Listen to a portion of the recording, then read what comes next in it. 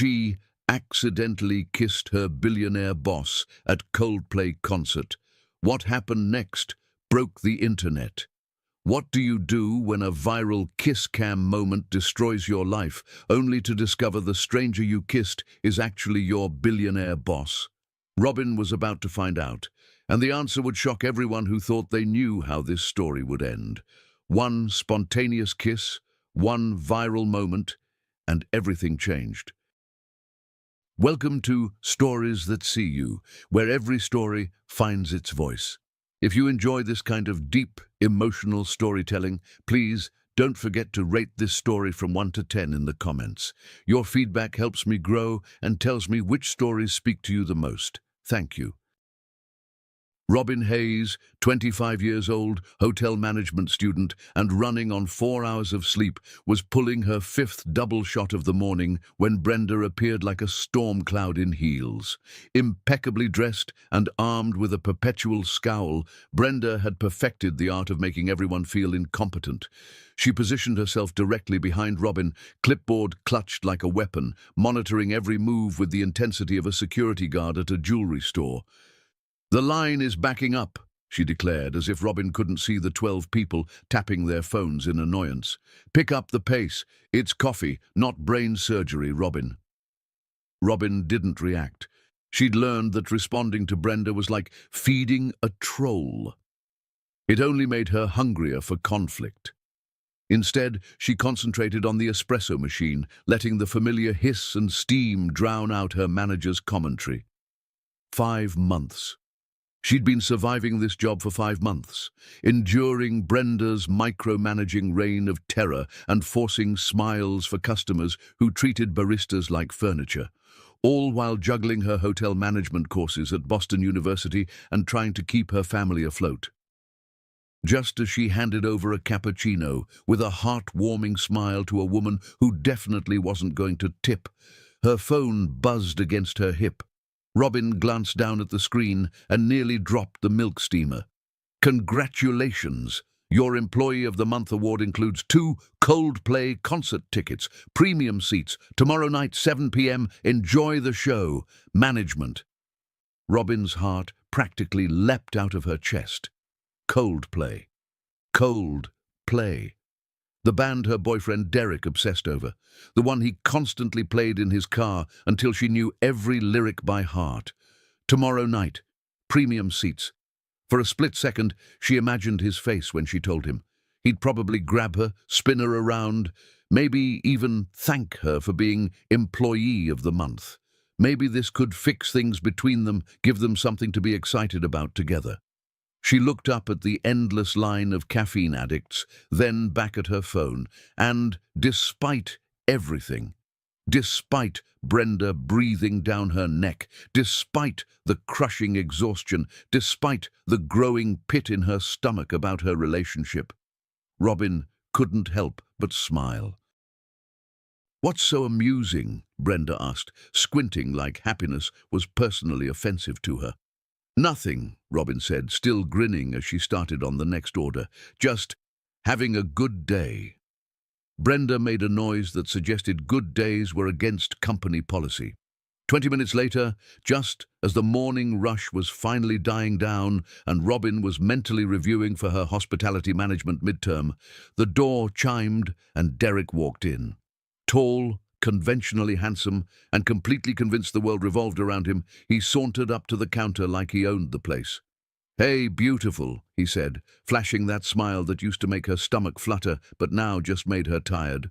"How's my hard-working girl?" "Tired," Robin said, wiping down the counter. Between the early morning shift, 3 classes this week, and Derek's constant need for attention, exhaustion had become her permanent state. "What's up?" "I was thinking, tonight my place, I got that new Netflix show everyone's talking about. We could order pizza, relax." He leaned against the counter with that hungry look, the kind that made it clear Netflix was just foreplay. Robin paused, cloth in hand. "Derek, you know Tuesday nights are Jamie nights. I always take my brother to his theatre group." Derek's expression shifted, that familiar look of annoyance crossing his face. "Come on, babe. That sucker, your brother." He's always messing up our plans. Can't your mom handle it for one night? The word hung in the air like a slap. Sucker. He'd almost said it. Again. Robin set down the cloth carefully, very carefully, and looked at him, really looked at him, at his impatient expression, his complete inability to understand why his girlfriend might prioritize her autistic brother's routine, his casual dismissal of the most important person in her life. "You know what, Derek?" she said, her voice steady but sharp enough to cut glass. "I'm done." "Done with what?" he asked, confused. "Done with you. Done with this, done pretending that you give a shit about anything that matters to me. Jamie is not a sucker or freak or weirdo. Get it? He's autistic. He's my brother. And you know how much it hurts me when you talk about him like that." Derek blinked, clearly not expecting this level of pushback. "Whoa, where's this coming from? I just suggested we hang out. You suggested I abandon my brother so you can watch Netflix, and probably try to convince me that cuddling leads to more." Robin pulled out her phone, her hands surprisingly steady. "Jamie isn't ruining our plans, Derek. He is my plans. And if you can't understand that after 8 months, then you're definitely not getting these Coldplay tickets." Derek's eyes widened. "Wait, what? Coldplay tickets? You're being dramatic," Derek said, but uncertainty flickered in his eyes. "No," Robin said, pulling out her phone. "I'm being honest. Finally." She scrolled to Sage's number and hit call before Derek could say another word. "Sage, it's me. Are you free tomorrow night? I have Coldplay tickets, premium seats. Trust me, you want to hear this story." "No, Derek won't be coming.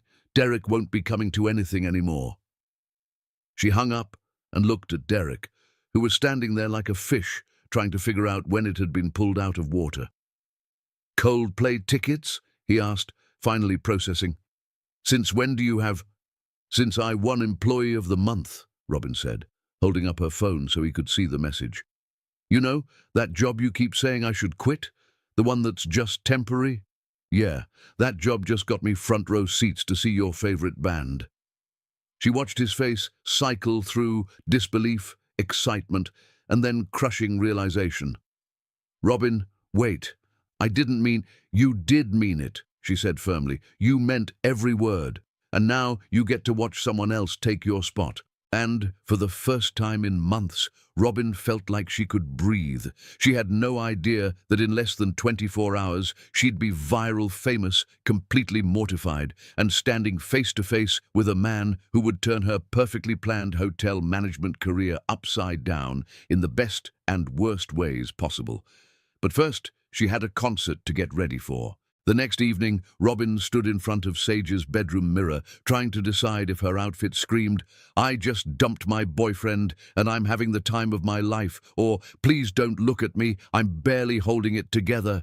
She'd settled on dark jeans, a vintage band tee, and her lucky leather jacket, the one she'd found at a thrift store in Harvard Square that made her feel like she could take on the world.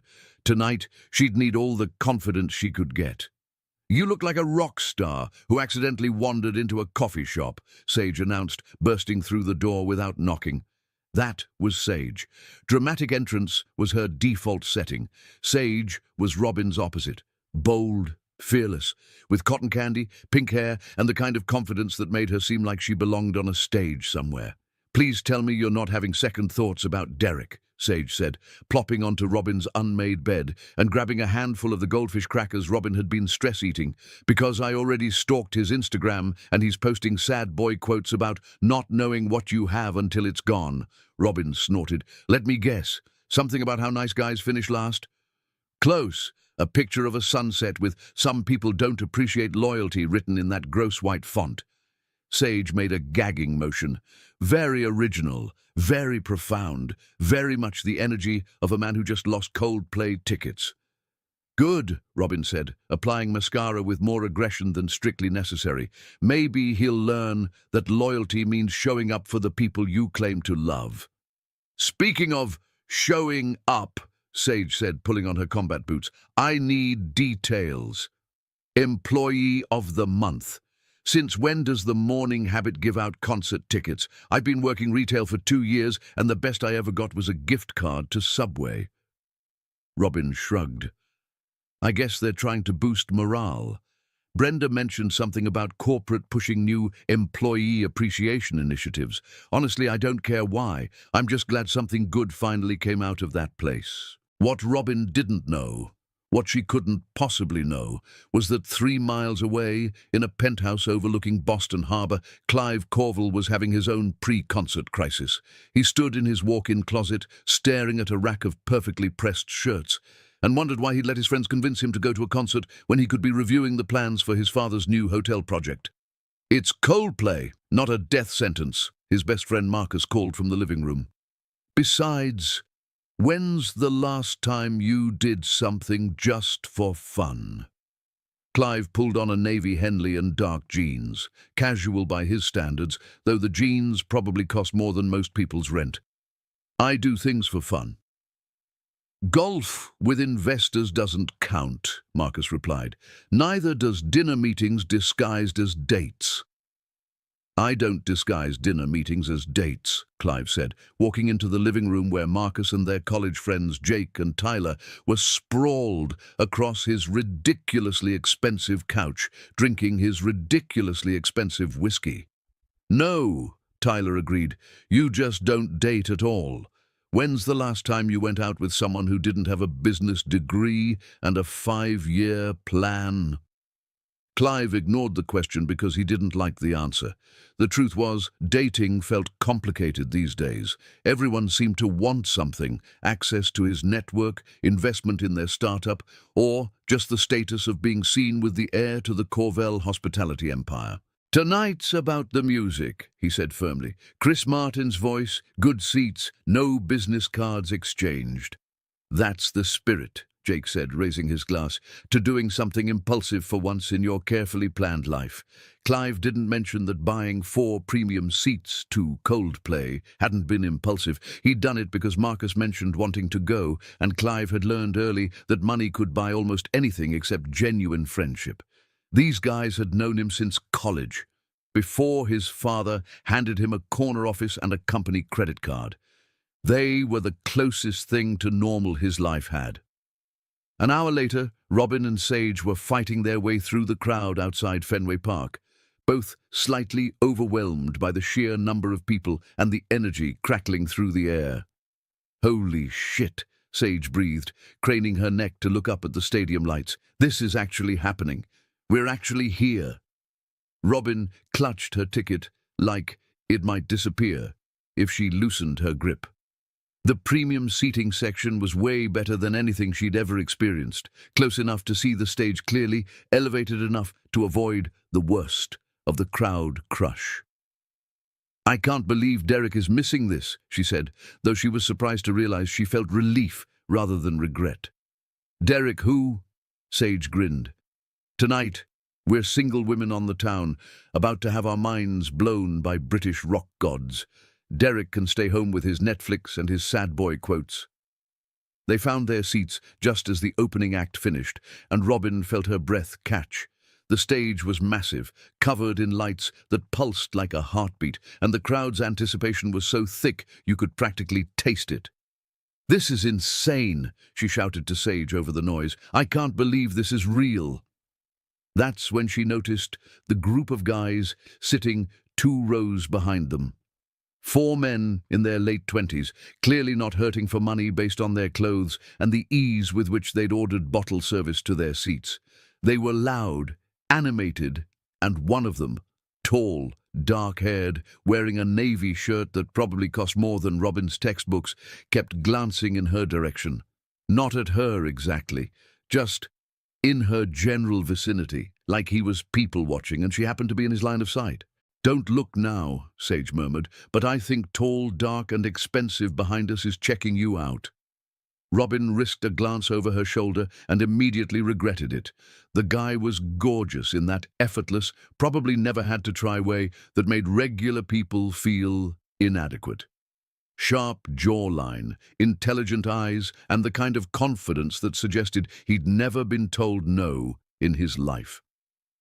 He's not checking me out, Robin said, turning back around. He's probably wondering why the scholarship kids are in the good seats. Or he's wondering if you're single, Sage said. Which, by the way, you are. Newly, beautifully, Coldplay tickets, deservingly single. The lights dimmed, and Chris Martin's voice filled the stadium.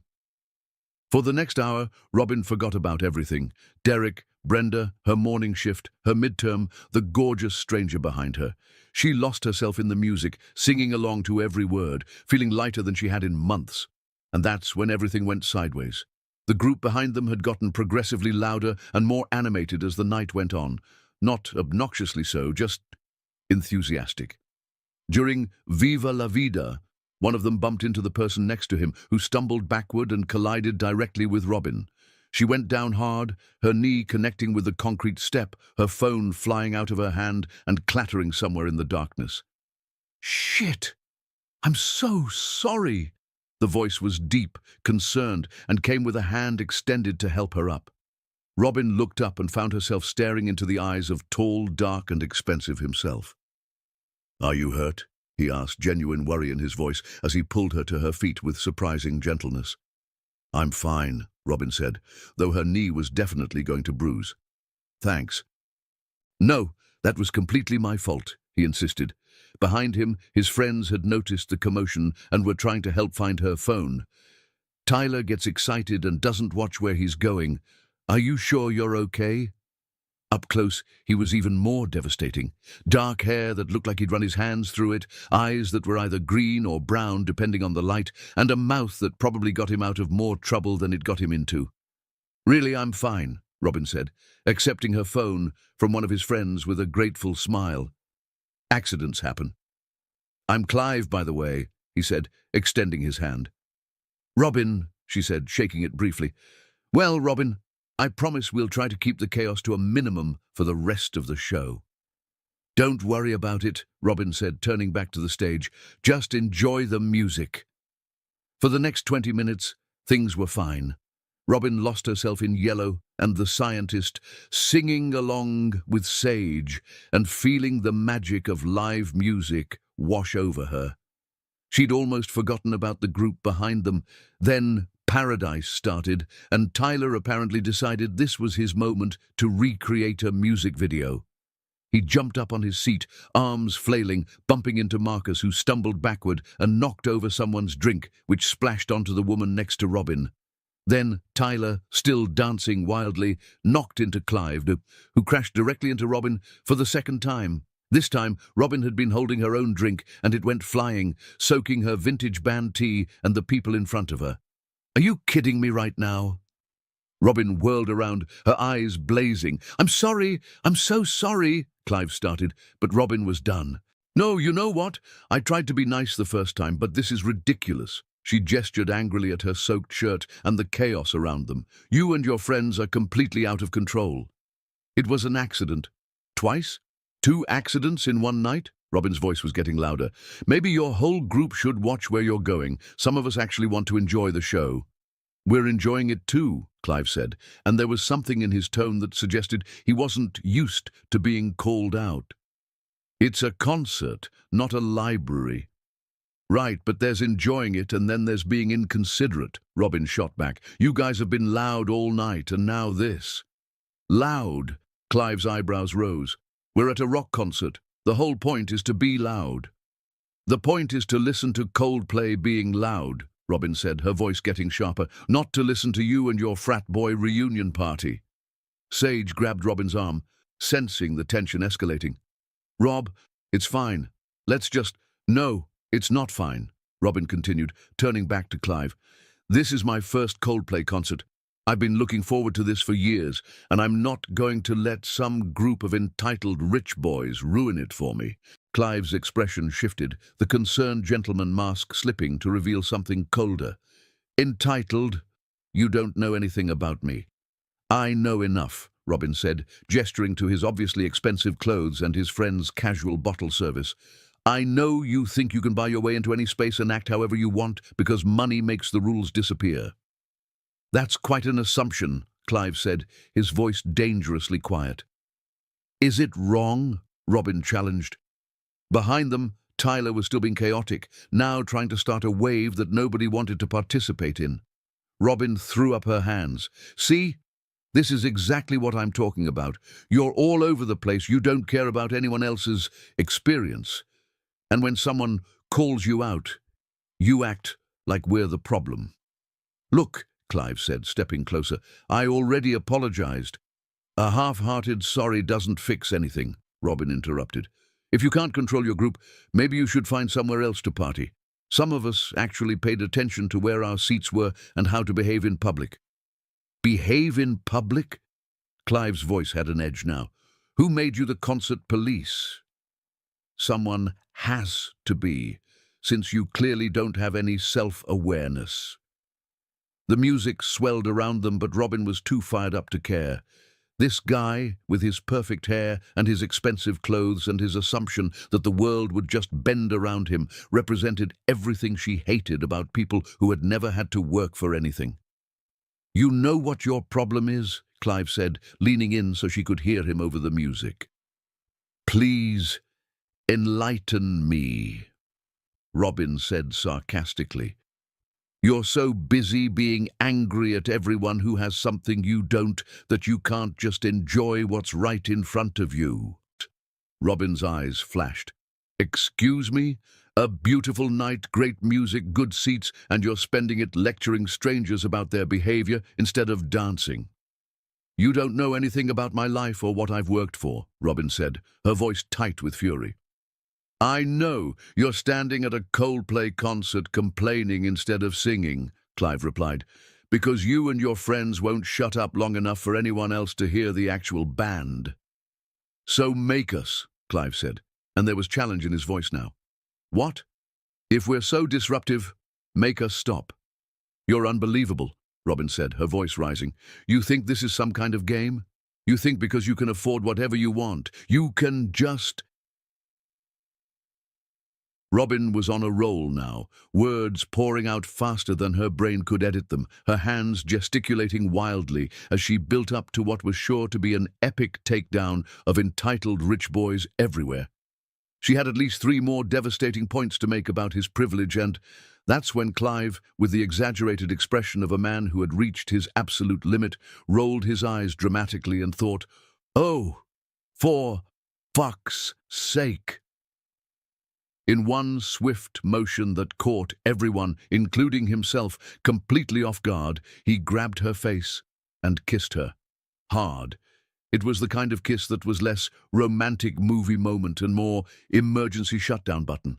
Fast, firm, and absolutely designed to cut off the flood of words still trying to escape Robin's mouth. Robin's eyes went comically wide with shock, her hands automatically pushing against his chest. But the damage was already done.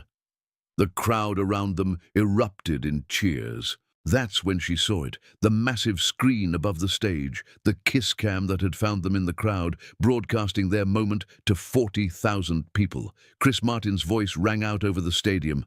Now that's what I call love.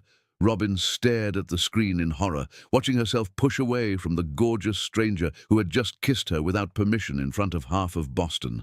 On the giant screen, her hair looked completely disheveled, her lipstick was smudged, and she had the expression of someone who'd just been struck by lightning.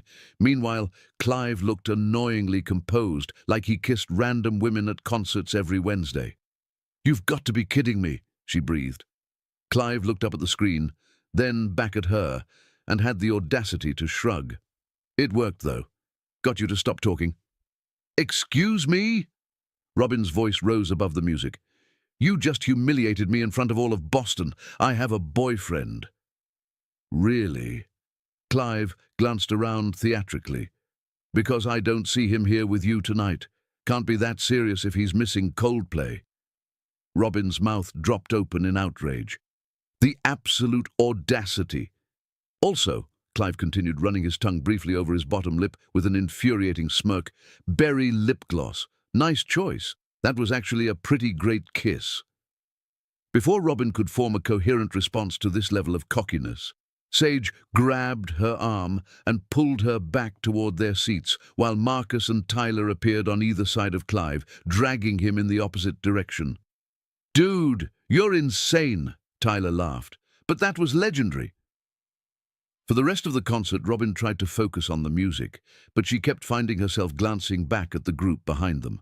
And every time she looked, Clive seemed to be waiting for it, giving her a little mock salute or wave that made her want to throw something at his perfect face. "Oh my God," Sage whispered during Fix You. "That guy's completely smitten with you. He's been staring this entire time." "I don't care," Robin hissed back, even though she absolutely did care and couldn't seem to stop checking if he was still looking. When the final song ended and people began filing out, Clive appeared beside their row as if he'd been waiting for this moment. "Robin," he said, that same confident smile playing at his lips, "I have to say, I really enjoyed kissing you tonight. We should definitely do this again sometime. Maybe at a Taylor Swift concert next?" Robin stared at him, torn between wanting to slap him and being impressed by his sheer audacity. "In your dreams." "Every night," Clive replied without missing a beat, then disappeared into the crowd, leaving Robin standing there with her heart racing and her face burning. Robin had managed exactly 3 hours of sleep, all featuring nightmares where giant kiss cam screens chased her around Boston while Chris Martin narrated her humiliation. She'd dragged herself to work an hour early, reorganizing the pastry display twice to avoid checking the notifications exploding on her phone. For 2 blessed hours, she managed to forget about the kiss, the cameras, and the way that infuriating stranger had tasted like expensive trouble. Then, at 9:47 a.m., the door chimed. Robin looked up from writing Emma on a cup and nearly had a heart attack. There he was, Mr. Kiss Cam himself, standing in her coffee shop like he owned the place, wearing gym clothes that probably cost more than her rent and looking annoyingly perfect. His hair was damp from what was obviously some ridiculously expensive workout, and he had the audacity to look even better in daylight. Their eyes met across the coffee shop, and for a moment, both of them froze. Robin's mouth fell open. "Oh, you've got to be kidding me." Clive blinked, his confident expression shifting to genuine surprise as his eyes dropped to her name tag. "Robin, you work here?" "Last night wasn't enough for you." Robin's voice pitched higher. "Are you actually stalking me now?" "I what?" "Absolutely not." Clive ran a hand through his damp hair, looking genuinely flustered. "I just joined the gym down the street. I was told this was the best coffee shop in the area. I had no idea you worked here." "Right," Robin said, not buying it for a second. "What are the odds?" "In Boston?" "Apparently higher than I thought," Clive muttered, still looking stunned. Robin took a deep breath, straightened her shoulders, and slipped into full customer service mode with theatrical precision. "Welcome to the morning habit," she said with exaggerated brightness, her voice dripping with professional courtesy that was clearly meant to be sarcastic. "What can I get started for you today?" "Coffee," he said. "Just coffee." "What size? Large? What kind?" "The caffeinated kind." Robin stared at him. "Sir, we have 17 different coffee options. I'm going to need you to be more specific." Clive ran a hand through his damp hair, clearly as thrown by this situation as she was. "Americano. Large. Black." "Name for the order?" "Clive," he said, then added with a slight smirk, "though I'm pretty sure you already know that." Robin's pen paused over the cup. He was right. She did know his name from last night, but she wasn't about to give him the satisfaction. She could write his actual name, like a mature adult. She could pretend last night never happened and move on with her life. Or she could write exactly what she thought of him. She chose option 3. Kiss Bandit went onto the cup in her neatest handwriting. Clive watched her write it, and something that might have been amusement flickered in his eyes. "Really?" "I call it like I see it," Robin said sweetly. "That'll be $4.50. He handed her a 20. "Keep the change." "I don't need your guilt money," Robin said, making change with efficient politeness. "It's not guilt money. It's good service money. Right, because writing sarcastic names on cups is good service. The sarcasm was the best part. Robin was trying to come up with a response to that when her phone buzzed insistently from her pocket. She tried to ignore it, but it buzzed again. And again. At the same time, Clive's phone started buzzing in his hand. "Popular morning," he observed, glancing at his screen. Robin's phone buzzed one more time with what sounded like a notification explosion. She pulled it out reluctantly and saw a text from Sage. "Girl, check TikTok right now." At the same time, Clive's phone buzzed in his hand. Robin glanced at her phone reluctantly, then at Clive, who was also staring at his screen with a frown. "Well," Clive said, looking up from his phone with an amused expression, "I hope you don't mind being famous, because the internet has decided we're soulmates. Someone already made a TikTok shipping us called 'When Will They Get Married?'" Robin opened TikTok with trembling fingers and immediately felt the blood drain from her face. The kiss cam video was everywhere, reposted, remixed, commented on by thousands of people. The hashtag #Coldplay kiss girl was trending. "This is bad," Robin whispered. "It's going viral," Clive confirmed, just as both their phones exploded with more notifications. That's when Brenda appeared from the back room, clutching her phone and wearing an expression that suggested someone was about to get fired. "Robin," Brenda said in a voice that could freeze hellfire, "we need to talk. Now." Robin's stomach dropped. Behind the counter, the espresso machine chose that moment to let out a dramatic hiss, like it was providing sound effects for her impending doom. "Actually," Clive said, stepping forward, "I think there might be some confusion." "Sir, this is a private employee matter," Brenda cut him off. "Please wait for your order." "Robin Hayes," Brenda's voice rose to a level that made every customer in the shop turn to look. "Do you want to explain to me why you're all over social media?" The coffee shop went dead silent except for the soft jazz playing through the speakers, which suddenly seemed inappropriately cheerful. Robin felt every eye in the place on her, including the green-brown ones belonging to the man whose name she'd just written as Kiss Bandit on a coffee cup. "Brenda, look, it's not what it looks like," Robin started, trying to keep her voice calm. "It was just a misunderstanding at the concert." "A misunderstanding?" Brenda's eyes flashed. "You call making out with random men and embarrassing this company a misunderstanding?" "I wasn't making out with anyone," Robin said, her own voice starting to rise. "And what I do, in my personal time, has nothing to do with... It has everything to do with this company when you're tagged in viral videos wearing our uniform in your profile pictures." Robin's cheeks burned.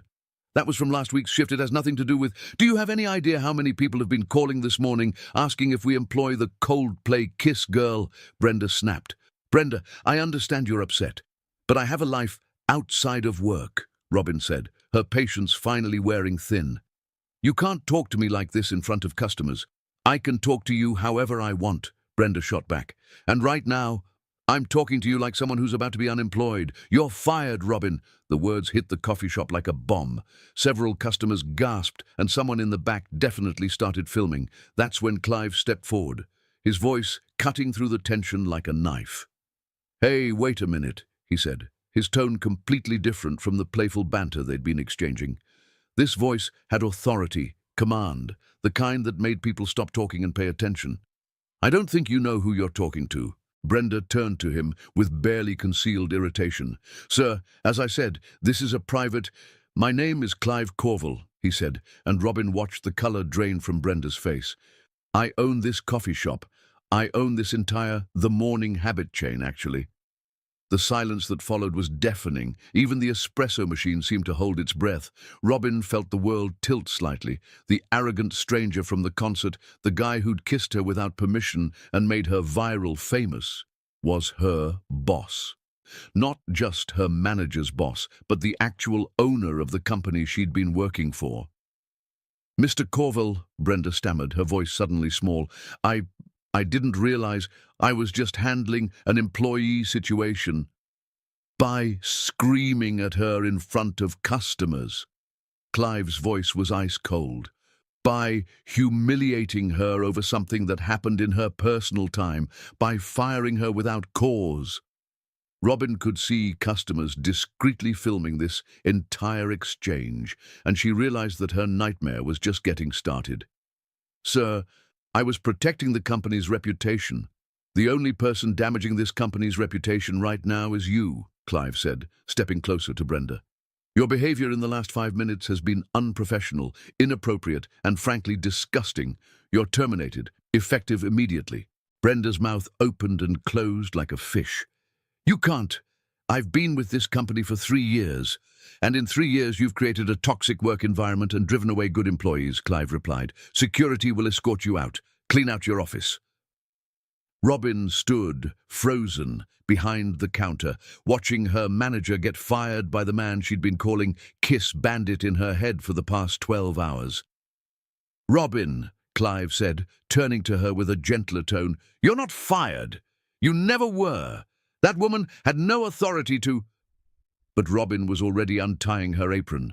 Her hands were shaking, whether from shock, anger, or humiliation. She couldn't tell. She grabbed her bag from behind the counter and walked toward the door. "Robin, wait!" She pushed through the door and onto the sidewalk, gulping the cool morning air. This was too much, too overwhelming. She needed space to think, to process what had just happened. Her phone rang. Derek's name flashed on the screen. Perfect. Just perfect. "What?" she answered, not bothering to hide her frustration. "Babe, I saw the video." Derek's voice was urgent. "What the hell was that? Who was that guy?" Robin looked over her shoulder. Clive had followed her outside and was standing a few feet away, clearly listening to her conversation. "We broke up, Derek," Robin said loudly. "Remember? Yesterday, so who I kiss and when I kiss them is none of your business." "But Robin, I don't care what you saw. I don't care what you think. We're done." She hung up and shoved her phone in her pocket. Clive was looking at her with something that might have been admiration. "I'm sorry if I caused problems with your boyfriend." "Ex-boyfriend," Robin corrected. "And don't flatter yourself. I broke up with him before you ever kissed me." "Good," Clive said, and there was something in his voice that made her look at him sharply. He sounded like an ass. "You don't know anything about him. I know he called you babe, like he owned you and questioned your choices instead of supporting you." Clive shrugged. "Sounds like an ass to me." Robin hated that he wasn't wrong. "Look," Clive continued, "you don't have to quit. I meant what I said in there. Brenda had no right to fire you. Your job is safe." "I don't want your pity job," Robin said, shouldering her bag. "I'm looking for something better anyway. I'm a hotel management student, senior year. I need experience that actually relates to my degree." "I could help with that," Clive said. "I happen to know some people in the hospitality industry." Robin stared at him. "Are you serious right now?" Clive took a step closer to her. "Dead serious." "You've already turned my life upside down enough," Robin said, backing away from him. "Thanks, but I'll find my own job." "Robin." "No," she said firmly. "Stay out of my life. You've done enough damage." She turned and walked away, leaving Clive standing on the sidewalk outside his own coffee shop. 2 hours later, Robin was sitting cross-legged on her apartment floor with her laptop open, scrolling through job listings, while her 16-year-old brother Jamie arranged his collection of vintage hotel keycards in precise rows beside her. "The Marriott one goes next to the Hilton one," Jamie said without looking up from his cards. "They're both chain hotels. Alphabetical order is correct." "I know, Jamie," Robin said, clicking on another dead-end receptionist position. "Your system is perfect." Jamie looked up at her, studying her face with that intense focus he applied to everything. "Your eyebrows are pulled together. That indicates stress or anger." "I'm just working," Robin said. "You've clicked 17 job listings in 12 minutes. That's 1.4 jobs per minute. Very inefficient if you're actually reading them." Jamie went back to his cards. "Also, there's a video of you on Mom's phone. You were kissing a stranger. Mom said it has 2.3 million views now." Robin's stomach dropped. 2.3 million? Yes, the algorithm is very effective for viral content. Jamie held up two key cards, examining them closely. The man in the video was 6 feet 2 inches approximately, brown hair, expensive clothing based on fabric quality visible in the video. Statistical probability suggests high income bracket. Jamie, you can't just analyze people like that. The kiss lasted 4.2 seconds. Jamie continued unbothered. You pushed him away after 4.9 seconds total contact. But for the first 0.7 seconds, your body language indicated receptiveness. Robin stared at her brother. You timed it? I like data, Jamie said simply. Data doesn't lie. People do. I wasn't lying about anything. Jamie finally looked at her directly. You've been touching your mouth every 4.3 minutes since you got home. Same spot. That indicates memorable physical sensation. Robin immediately moved her hand away from her lips. That's not... Do you like him? Jamie asked, but not in an emotional way. More like he was asking if she preferred chocolate or vanilla. I don't know him. Correct. But do you want to know him? Because your pupil dilation when watching the video suggests interest. Robin closed her laptop. Sometimes I forget how much you notice. I notice everything, Jamie said matter-of-factly. It's just data processing. Most people ignore data. Robin's phone buzzed with a notification. Another TikTok comment. Another person sharing the video. Another reminder that her most confusing moment was now public entertainment. But as she scrolled through the comments, she found herself pausing on the video again, watching the moment when Clive's mouth had captured hers, the way her hands had come up to his chest, the split second before she'd pushed him away when she'd actually kissed him back. Jamie was right. She did look surprised, but also alive. More alive than she'd felt in months with Derek. Which was ridiculous because Clive Corval was exactly the kind of entitled rich boy she'd spent her whole life avoiding. The kind who thought money solved everything and that the world existed for his entertainment. So why couldn't she stop thinking about him? And why did she keep watching the video? 5 days. Robin had been unemployed for 5 days, and her savings account was looking as depressed as she felt. She'd applied to 17 different positions, from hotel reception to restaurant hostess, and gotten exactly 3 responses. All rejections. She was sprawled on her couch, laptop balanced on her knees, when the email notification popped up. Interview invitation, the Harbour View Resort and Spa, reception manager position. Robin sat up so fast, her laptop nearly slid to the floor. Reception manager?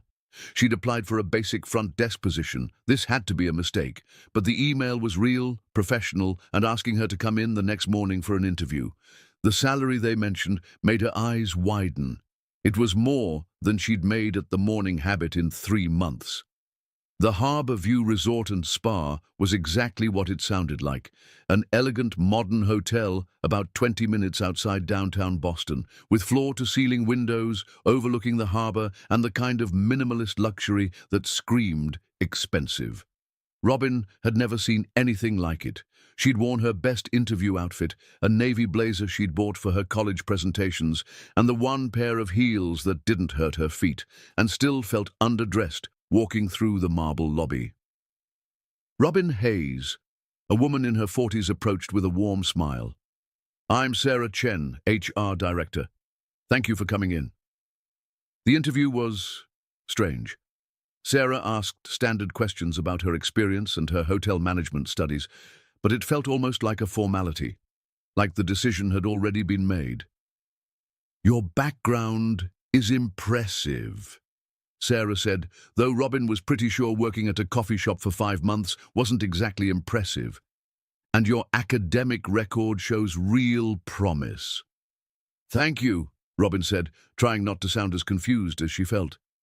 I have to ask, though, I applied for a front desk position, but your email mentioned reception manager? We were impressed by your application, Sarah replied smoothly. We think you have management potential. 10 minutes later, Robin was staring at a job offer that seemed too good to be true. Reception manager, excellent salary, full benefits, starting tomorrow. This is Wow, Robin said, reading through the paperwork. Are you sure? I mean, I don't have management experience. Everyone starts somewhere, Sarah said. We believe in promoting from within and developing talent. Sign here if you accept. Robin signed. How could she not? This was exactly the kind of opportunity she'd been dreaming of. As Sarah walked her out, they passed the elevator that led to the upper floors. Management offices are up there, Sarah explained. You probably won't need to go up there much. They mostly leave us to do our jobs. Robin nodded, still in a daze. This was happening. She had a real job, a career track position at a luxury resort. After Robin left, Sarah took the elevator to the top floor and walked directly to the corner office. She knocked once and entered. The person you mentioned has been hired, she said to the man sitting behind the massive desk overlooking the harbour. She signed the paperwork and starts tomorrow. Clive Corval looked up from his laptop and smiled. Perfect. Thank you, Sarah. She seemed surprised by the manager position, Sarah added, and the salary. She's qualified, Clive said simply. Hotel management student, customer service experience, clearly intelligent. She'll do fine. Sarah nodded and headed for the door, then paused. Should I tell her you're— No, Clive said quickly. Let her settle in first. She doesn't need to know I'm involved. After Sarah left, the office door opened again and Henry Corval walked in. At 62, Clive's father still commanded every room he entered, with silver hair and the kind of presence that had built a hospitality empire from nothing. Clive, Henry said, settling into the chair across from his son's desk, this place is officially yours now. Time to prove you can run a property without me looking over your shoulder. I won't let you down, Clive said. I know you won't. Henry paused, studying his son's face. Though, I have to ask, are you really involving yourself in hiring decisions now? I thought we had HR for that. Just keeping an eye on things, Clive replied carefully. Henry's expression sharpened. This wouldn't have anything to do with that viral video, would it? The one where you're kissing a girl at a concert? Clive's jaw tightened slightly. I don't know what you mean. Clive, I've been in business for 40 years. I know everything that happens in this family, and that includes my son becoming internet famous. Henry leaned forward, especially when the girl in question is apparently one of our employees now. Dad, no, Henry said firmly. Listen to me. You're about to take over this resort. You cannot afford any complications right now. Personal relationships with employees are exactly the kind of complications that destroy careers. It's not a relationship, Clive said. She doesn't even know I work here. Then keep it that way, Henry stood up, and figure out how to handle this situation before it becomes a problem. You're a Corval, not some college kid making out with baristas. Act like it. He headed for the door, then turned back. Fix this, Clive, one way or another. The door closed behind him, leaving Clive alone with his thoughts and the knowledge that Robin would be working in his hotel tomorrow, completely unaware that her mysterious new opportunity had come from the man she'd told to stay out of her life. Robin's first day at Harbour View Resort felt like stepping into a different world. The marble lobby gleamed under crystal chandeliers, and the view of Boston Harbor through the floor-to-ceiling windows was breathtaking. She'd arrived 15 minutes early, dressed in her best professional outfit and feeling more excited about work than she had in months. You must be Robin, a cheerful voice called out as she approached the reception desk. I'm Maya, and this is Tom. We're going to be working together. Maya was petite, with perfectly styled black hair and the kind of effortless elegance that made Robin immediately want to be her friend. Tom was tall, lanky, and had the dry sense of humor that made even the most demanding guests smile. Welcome to paradise, Tom said, gesturing around the lobby, where the guests are always right, even when they're completely wrong, and the coffee is better than anything you've ever tasted. Ignore him, Maya laughed. He's bitter because a guest complained that their ocean view room didn't have mountains in it. To be fair, Tom replied, I did explain that we're on the coast, not in Colorado. Robin grinned. She was going to like working here. The morning flew by in a blur of training, computer systems, and guest services. Robin handled her first conflict before lunch. A wedding guest who insisted their reservation had been for the presidential suite instead of a standard room. By the time Robin was done, the guest was not only satisfied, but praising the hotel's exceptional problem-solving skills. "How did you do that?" Maya asked in amazement. "Mrs. Patterson has been a nightmare for 2 days."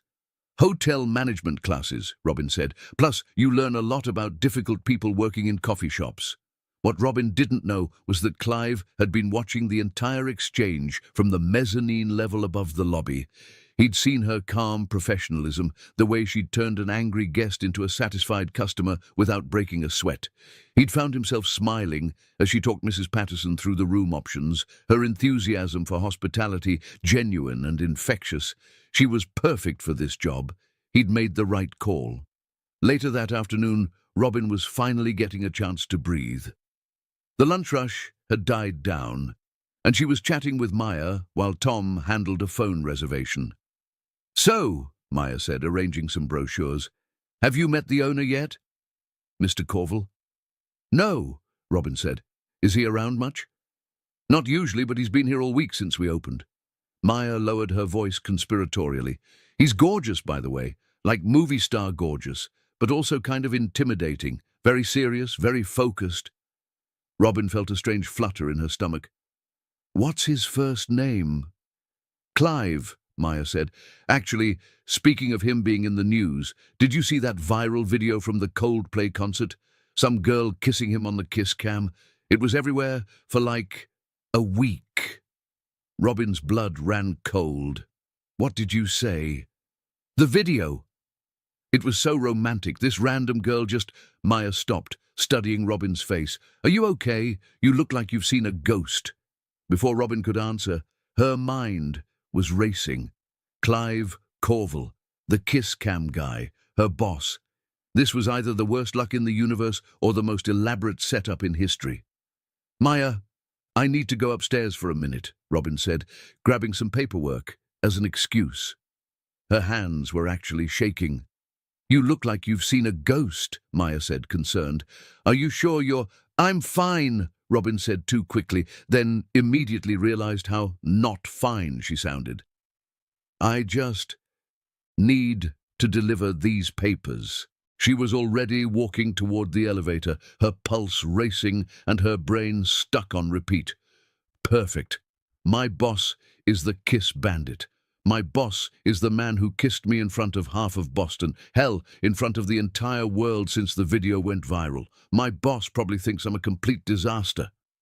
The elevator doors opened just as she reached them, and she stepped inside, hitting the button for the executive floor with more force than necessary. The elevator stopped on the mezzanine level, and the doors opened. Clive Corville stepped in, wearing a perfectly tailored charcoal suit and looking like he'd just stepped out of a magazine. He glanced up from his phone, and when their eyes met in the confined space of the elevator, his expression shifted to genuine surprise. "Robin?" He blinked, looking genuinely taken aback. "What are you doing here?" "Great, just great." "I work here," Robin said, her stomach doing that fluttery thing again, as the doors closed behind him, trapping them in the small space together. "You work here?" Clive's eyebrows shot up. "Since when?" "Since today," Robin replied, watching his face carefully. "This is literally my first day.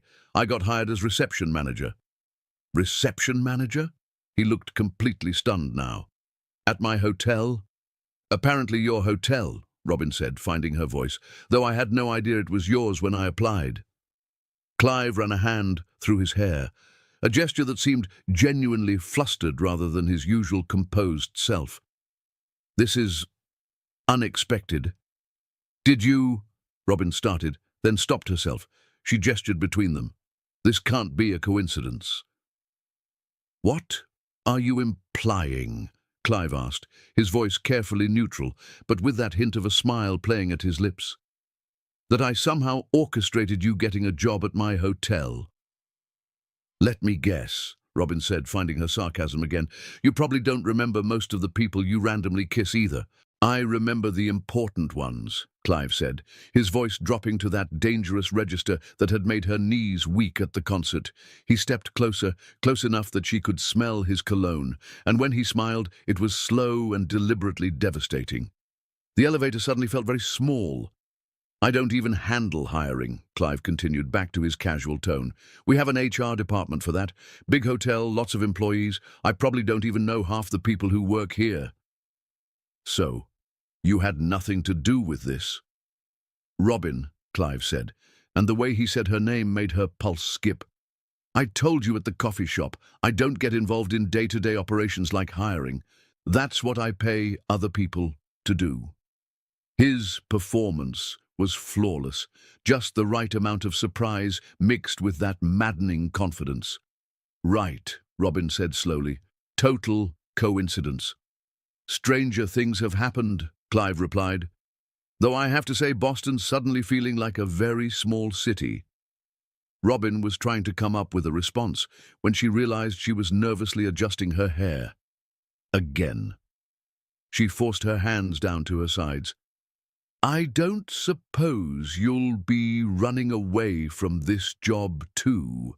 Clive asked, and there was definitely amusement in his voice now. Robin's spine straightened. "I'm exactly where I want to be. This is the kind of work I've been training for." "Excellent," Clive said. Then he leaned back against the elevator wall, a mocking smile playing at the corner of his mouth as his voice took on a more formal tone. "I should mention that while we're working in the same building, I'd prefer if you called me Mr. Corvell. Professional boundaries and all that." The dismissive way he said it, like she was just another employee he barely knew, made Robin's temper spike. "Of course, Mr. Corvell. Wouldn't want anyone to think we're friendly." "I'm sure you understand," Clive said, stepping slightly closer in the small space.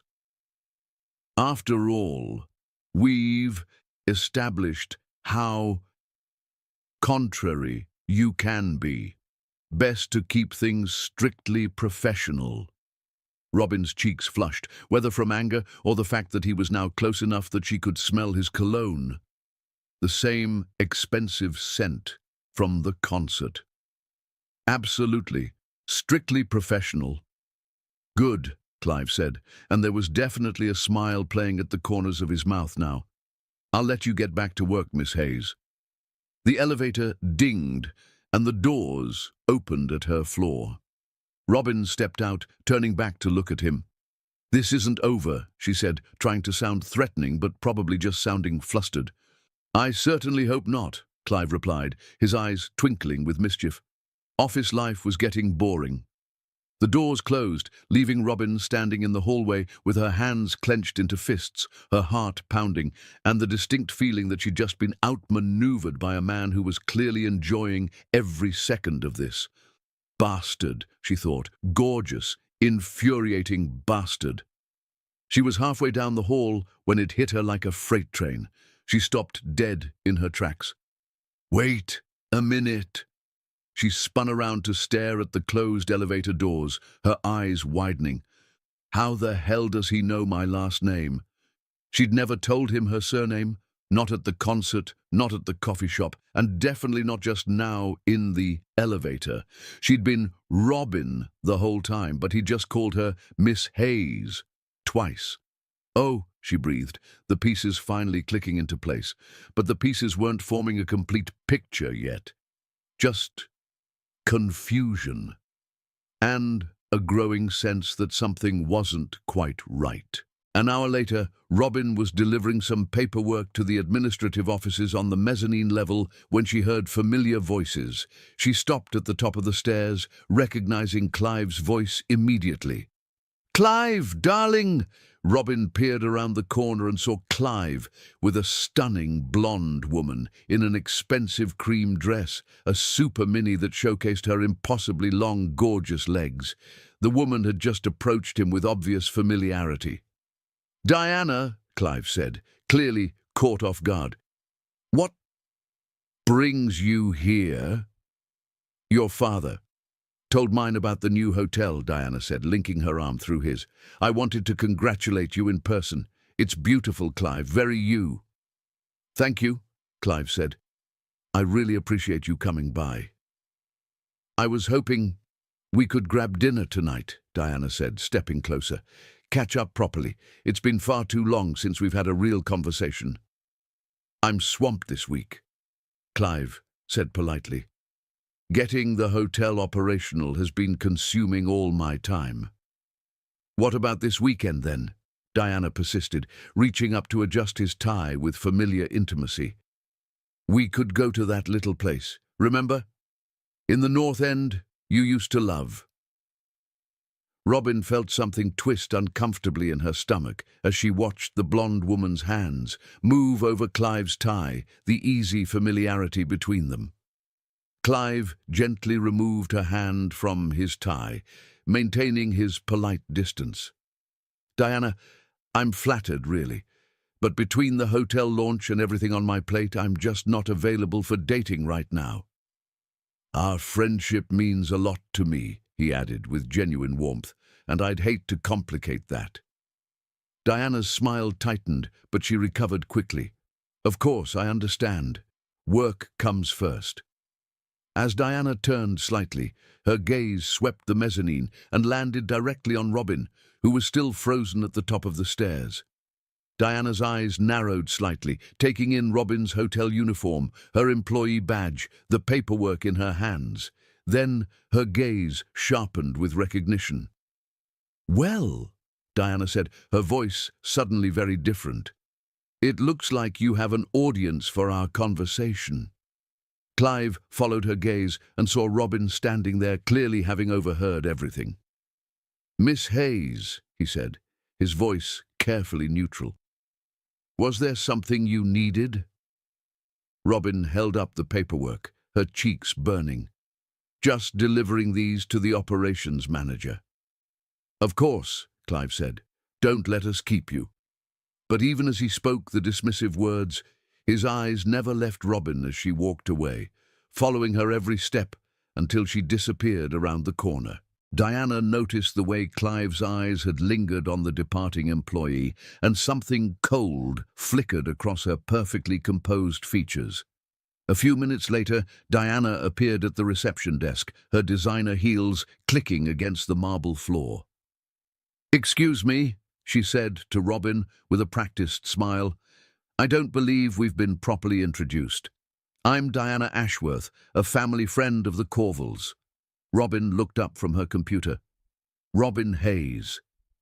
How can I help you today, Miss Ashworth?" Diana studied Robin's face intently, her head tilted slightly. "Have we met before?" "You look so familiar." Robin's heart pounded. "I don't think so." Diana said, her smile turning sharp. "I'm sure it will come to me." By the end of Robin's first week at Harbourview Resort, she had learned 3 important things. 1. She was really good at this job. 2. Maya was going to be her best friend, whether she liked it or not. 3rd. Her boss was driving her absolutely insane. The insanity part was becoming a serious problem, especially since Clive seemed to have developed a sudden interest in ground floor operations. "Hayes," he said, leaning casually against the counter. Robin's hand jerked, and she accidentally knocked over her coffee cup, sending a small tsunami of cappuccino across the marble surface. "Shit!" she yelped, then immediately turned bright red.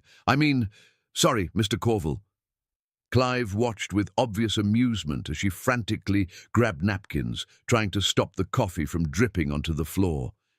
Steady hands are usually important in hospitality. "My hands are perfectly steady," Robin said through gritted teeth, dabbing at the mess. Clive tilted his head. "Is it just me, or do you get flustered whenever I'm around, Hayes?" Robin looked up sharply. "I do not get flustered." "Right," Clive said, his eyes twinkling. "Just like you didn't run away from your last job." "That was different, was it?" Clive asked, stepping closer to the desk. "Because from where I'm standing, it looks like you get nervous around me." "I am not nervous around you," Robin said, which would have been more convincing if her voice hadn't cracked slightly on the word nervous. Clive straightened, his professional mask sliding back into place. "Well, try to keep those steady hands steady, Hayes. We have a reputation to maintain."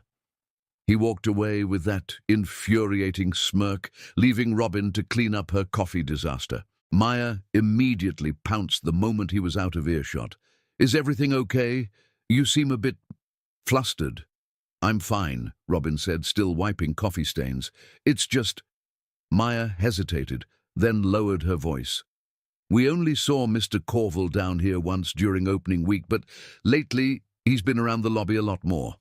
I was wondering if there was some kind of issue or—" Robin looked up sharply. "What do you mean?"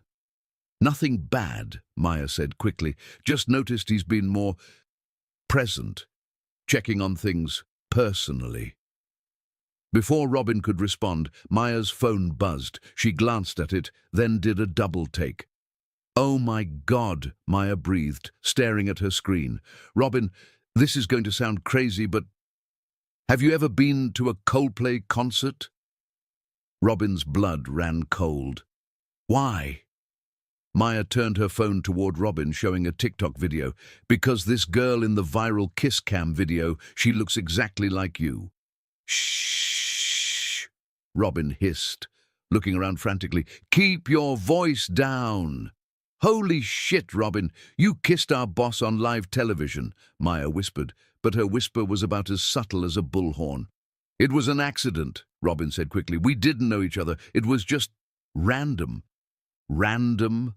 Maya snorted. "Honey, there's nothing random about the way that man looks at you, and it definitely explains why he's suddenly spending so much time on the ground floor." "What do you mean?" "Robin, this hotel opened 2 weeks ago. During opening week, we saw Mr. Corville down here maybe once. You started this week, and he's already been down here multiple times every day. That's not normal management behavior." Robin felt her cheeks burn. "You're imagining things." "Am I?" Maya grinned. "Because I'm pretty sure he's been watching you handle that difficult guest situation from up there for the past 20 minutes. She gestured toward the mezzanine level. Robin looked up and saw a familiar figure quickly step back from the railing. "Oh," she breathed. Before Maya could respond, Tom appeared at the desk looking frazzled. "Maya, we have a problem. Mr. Henry Corville is here, and the Ashworth party is having issues with their reservation, and they're asking for a manager." "The Ashworth party," Maya paled. "As in Diana Ashworth? The woman who thinks service workers are a different species." "That's the one," Tom said grimly. Robin straightened. "I'll handle it." "Robin, no," Maya said. "Trust me, Diana Ashworth is—" "I've got this," Robin said firmly, already walking toward the elegantly dressed woman who was currently berating a bellhop near the concierge desk. What followed was a masterclass in conflict resolution. Robin listened patiently to Diana's complaints about her suite's view, the thread count of the sheets, and the temperature of the champagne that had been sent up. She acknowledged each concern, offered solutions, and somehow managed to turn Diana from a raging hurricane into a merely irritated breeze. "I'll have housekeeping change the linens immediately," Robin was saying, "and I'll personally ensure the champagne is replaced with the vintage you prefer. As for the view, I can offer you our presidential suite at no additional charge." Diana blinked, clearly not having expected such competent service. "Well, that's acceptable." Diana's smile turned razor-sharp. "You know, Robin, you're very good at handling situations. I imagine that's quite useful when dealing with unexpected complications." Robin felt a chill run down her spine at Diana's tone, but she maintained her professional smile. "I just try to make sure all our guests have a wonderful experience, Ms. Ashworth." "I'm sure you do," Diana replied, her eyes glittering with something that looked almost predatory. "Some guests more than others, perhaps." Robin's smile faltered slightly, confusion flickering across her face. There was definitely subtext here that she wasn't getting, but Diana's tone made it clear it wasn't friendly. "Is there anything else I can help you with?" Robin asked, her voice still polite but cooler now. "Oh no, dear," Diana said sweetly. "I think you've been quite helpful enough." As Diana walked away, Robin turned to find an older man in an expensive suit watching her with keen interest. "Excuse me," he said, approaching the desk. "I'm Henry Corville. I couldn't help but notice how well you handled that situation." Robin's eyes widened. "Mr. Corville, sir," she stuck out her hand awkwardly. "I'm Robin Hayes, reception manager." Henry shook her hand with a warm smile. "Pleasure to meet you, Miss Hayes. That was impressive work. Diana Ashworth has reduced grown men to tears." "Thank you, sir," Robin said, trying not to fidget under his scrutiny. "Miss Hayes, how long have you been in hospitality?" "This is actually my first position in hotels, sir," Robin admitted. "But I'm studying hotel management at BU, and I have customer service experience." "First position?" Henry looked genuinely impressed. "You're a natural. We need more people like you." After Henry walked away, Maya grabbed Robin's arm. "Oh my God," Maya whispered. "That was Henry Corville, the actual founder, the big boss, and he just complimented you. Do you know what this means?" "That I did my job."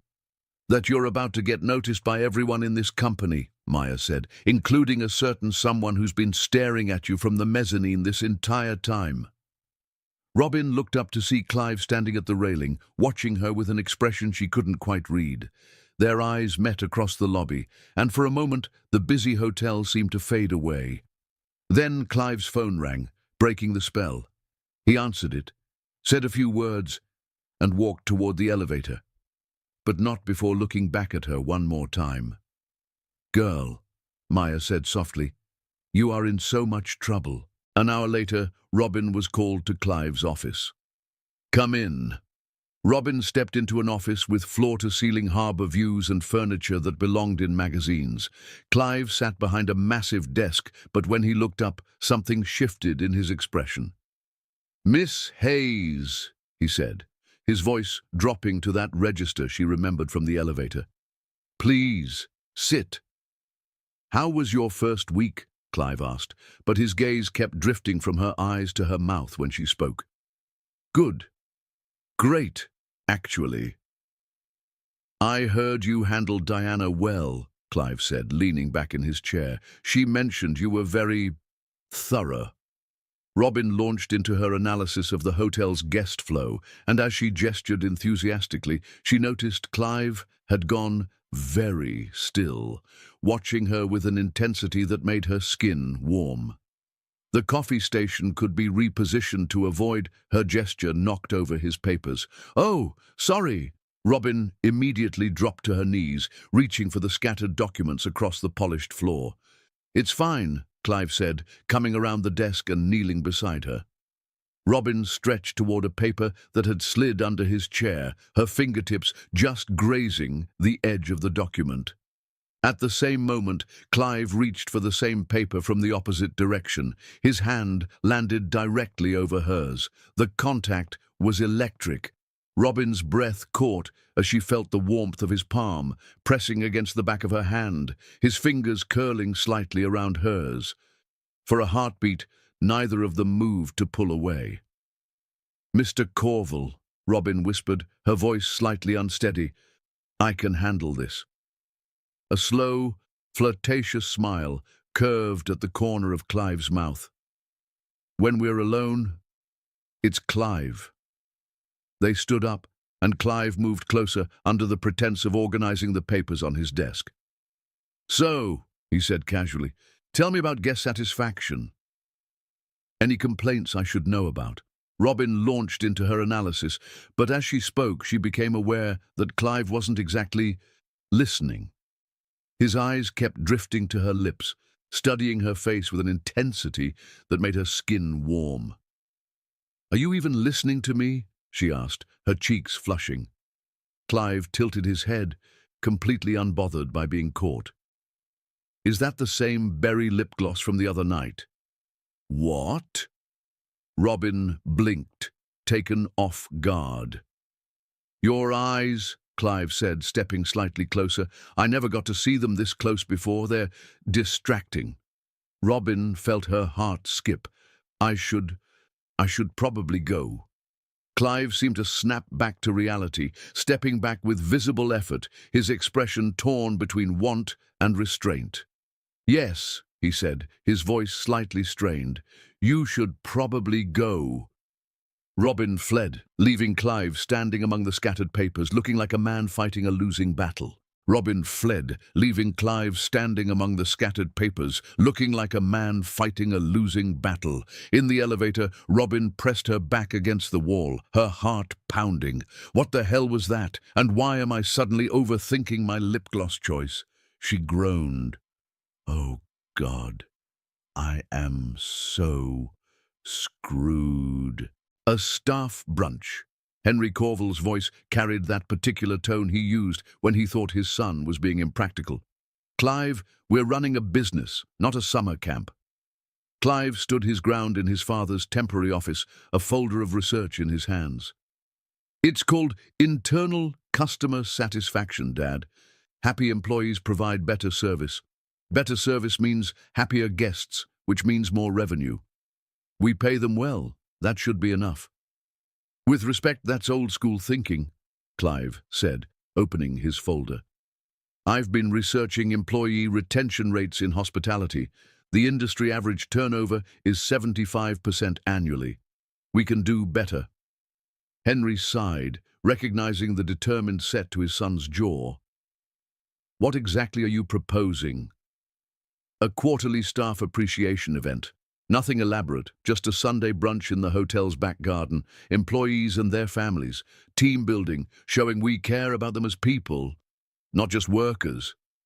And you think this will improve? What exactly? Everything, Clive said firmly. Morale, loyalty, service quality. When people feel valued, they perform better. It's an investment in our most important asset. Henry studied his son for a long moment. Fine. One event. But if this turns into some expensive, feel-good exercise that doesn't show results, it will, Clive said confidently. Trust me. The following Sunday, the hotel's back garden had been transformed into something magical. String lights hung between the trees, round tables with white linens dotted the lawn, and a full brunch buffet was set up under elegant tents. The late morning sun filtered through the leaves, creating the perfect atmosphere for what Clive hoped would become a beloved tradition. Robin stood at the edge of the garden with Jamie, both of them slightly overwhelmed by the scene. There are so many people, Jamie observed, his eyes taking in every detail with that intense focus he applied to everything new. 43 employees visible from this position. Average table capacity appears to be 8 persons. You don't have to count everyone, Jamie, Robin said gently, though she was used to his need to process new environments through data. We're just here to have fun. I don't understand the purpose of fun, Jamie said matter-of-factly, but the food arrangement follows an efficient buffet protocol. Robin smiled. Come on, let's find Maya and Tom.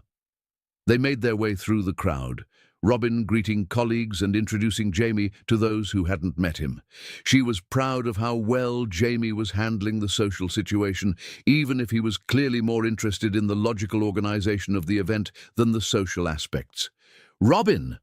Maya waved them over to a table where she was sitting with Tom and several other front desk staff. This is incredible.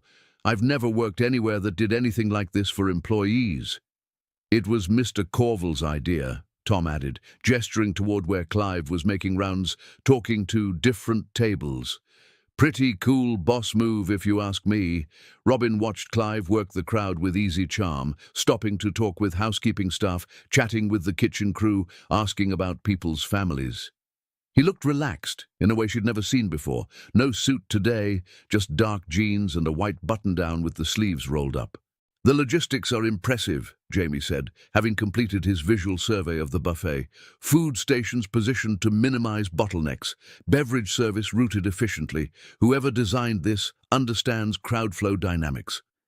"Mr. Corvell planned it all himself," Robin said, remembering the detailed memo that had come through management channels, down to the table arrangements and menu selection. Robin felt something warm unfurl in her chest. She'd assumed this was just a generic corporate event, but knowing Clive had personally planned every detail. Robin Hayes. She turned to find Clive approaching their table, and her heart did that stupid fluttery thing again. Up close, without the formal barrier of his suits, he looked younger, more approachable. The white shirt brought out the green in his eyes, and the way he'd rolled up his sleeves showed off forearms that were far more distracting than they had any right to be. "Mr. Corvell," Robin said, standing automatically, "this is wonderful. Thank you for including families." "That was the whole point," Clive said, his gaze moving to Jamie. "You must be Robin's brother."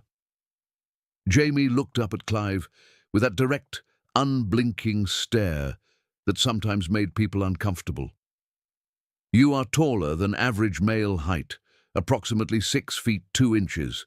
Your organizational skills for this event demonstrate above-average spatial reasoning." Robin felt her cheeks burn. "Jamie, you don't have to—" "No, that's a fair assessment," Clive said, and to Robin's amazement, he seemed genuinely amused rather than put off. "Thank you. I like efficient systems." "Efficiency is optimal," Jamie agreed solemnly. "Robin says you own this hotel." "I do." "Ownership requires significant financial investment and risk tolerance," Jamie observed. "Robin works very hard. She deserves fair compensation for her labor value." "Jamie!" Robin hissed, mortified.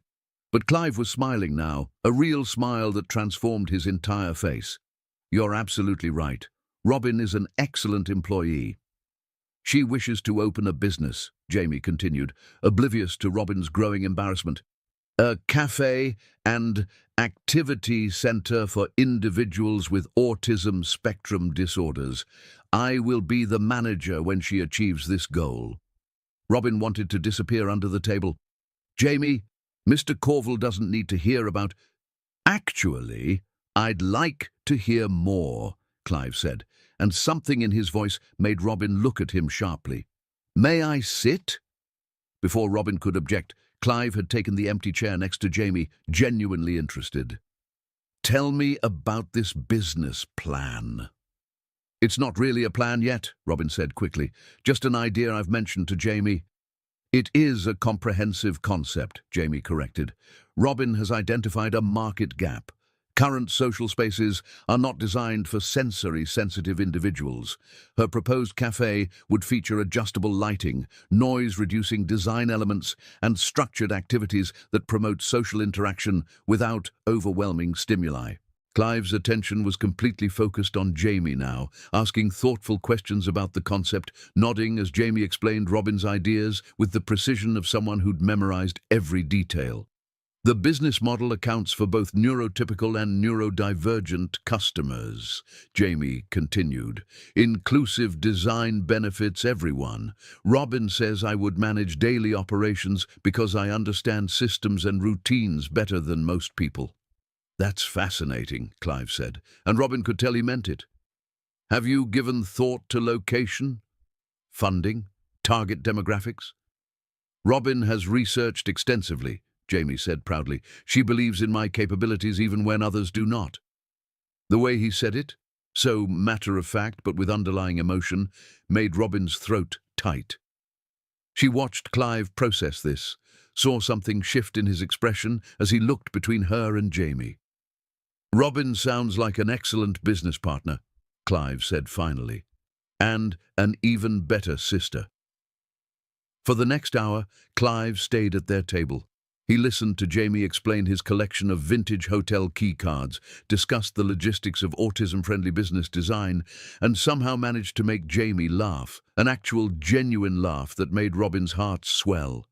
At one point, when Robin and Clive were both laughing at something Jamie had said about hotel efficiency ratings, Jamie suddenly looked directly at Robin. "Robin, Your cheeks have increased in redness by approximately 40%, he observed matter-of-factly, and your pupils are dilated. This occurs when you experience excitement or elevated heart rate. Robin's face burned even hotter. Jamie, Mr. Corville, Jamie continued, turning to Clive with the same analytical attention, you have what body language analysis videos classify as a flirtatious smile. The asymmetrical lip curve combined with sustained eye contact indicates interest beyond professional interaction. Jamie looked between them with genuine curiosity. Are you two engaging in courtship behavior? Robin wanted to disappear into the ground. Jamie, you can't just... he's been watching too many YouTube videos about body language analysis, she said quickly to Clive, her voice pitched higher than normal. It's a fascinating field of study, Clive said, and to Robin's amazement, he seemed more amused than offended. What else have you learned, Jamie? Micro-expressions reveal true emotional states, Jamie replied seriously. Robin's stress indicators suggest embarrassment, but her baseline happiness has increased 73% since you joined our table. Jamie studies patterns, Robin said desperately. Human behavior is just data to him. Very useful data, Clive said, his eyes twinkling as he looked at Robin. I'd like to hear more of your observations sometime, Jamie. Your analytical skills could be valuable in business settings. Really? Jamie straightened, clearly pleased. Most people find my assessments uncomfortable. Most people aren't used to honesty, Clive replied. I appreciate direct communication. Watching them together, seeing how naturally Clive adapted to Jamie's unique perspective, how he treated her brother's observations as valuable insights rather than social awkwardness, Robin felt something dangerous happening in her chest. She was falling for him, not just attracted, not just intrigued, but actually falling. When Clive finally stood to continue his rounds, Jamie immediately returned to his systematic observation of the crowd, leaving Robin to process what had just happened. Clive paused beside her chair, leaning down so only she could hear. Your brother is remarkable, and that business idea, it's brilliant. Thank you, Robin managed, her voice barely a whisper. Clive straightened, but before walking away, he pointed at her with that same confident gesture she remembered from the concert, his eyes twinkling with mischief. Good thing I kissed you at that concert, he said with a grin, and walked away, leaving Robin staring after him with her heart racing and her face burning. Maya, who had witnessed the entire exchange, leaned over with a knowing smirk. Girl, you are in so much trouble. Robin watched Clive stop at the next table, charming a group of housekeeping staff, and realized Maya was absolutely right. She was completely, hopelessly, dangerously in trouble. Robin was just finishing her shift notes when the first rumble of thunder echoed through the hotel lobby. She glanced up at the floor-to-ceiling windows and saw dark clouds rolling in fast, the kind that promised a serious storm. Looks nasty out there, Maya said, gathering her things.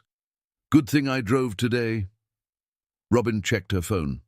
The weather app was flashing severe storm warnings for the next 3 hours, with flash flood watches and transportation delays expected. Perfect. She'd been planning to take the tea home, but if the storm was as bad as predicted... Robin, you should probably leave soon, Tom said, logging off his computer. The news said this one's going to be a monster. She nodded, packing up her bag. The hotel was running smoothly. All guests were checked in, and the night manager would be here soon. There was no reason to stay, except that the thought of being caught in a downpour while waiting for the train was less than appealing. 20 minutes later, Robin stood in the hotel's elegant lobby entrance, watching sheets of rain pound the pavement outside. The storm had arrived with a vengeance, turning the usually busy street into a scene from a disaster movie.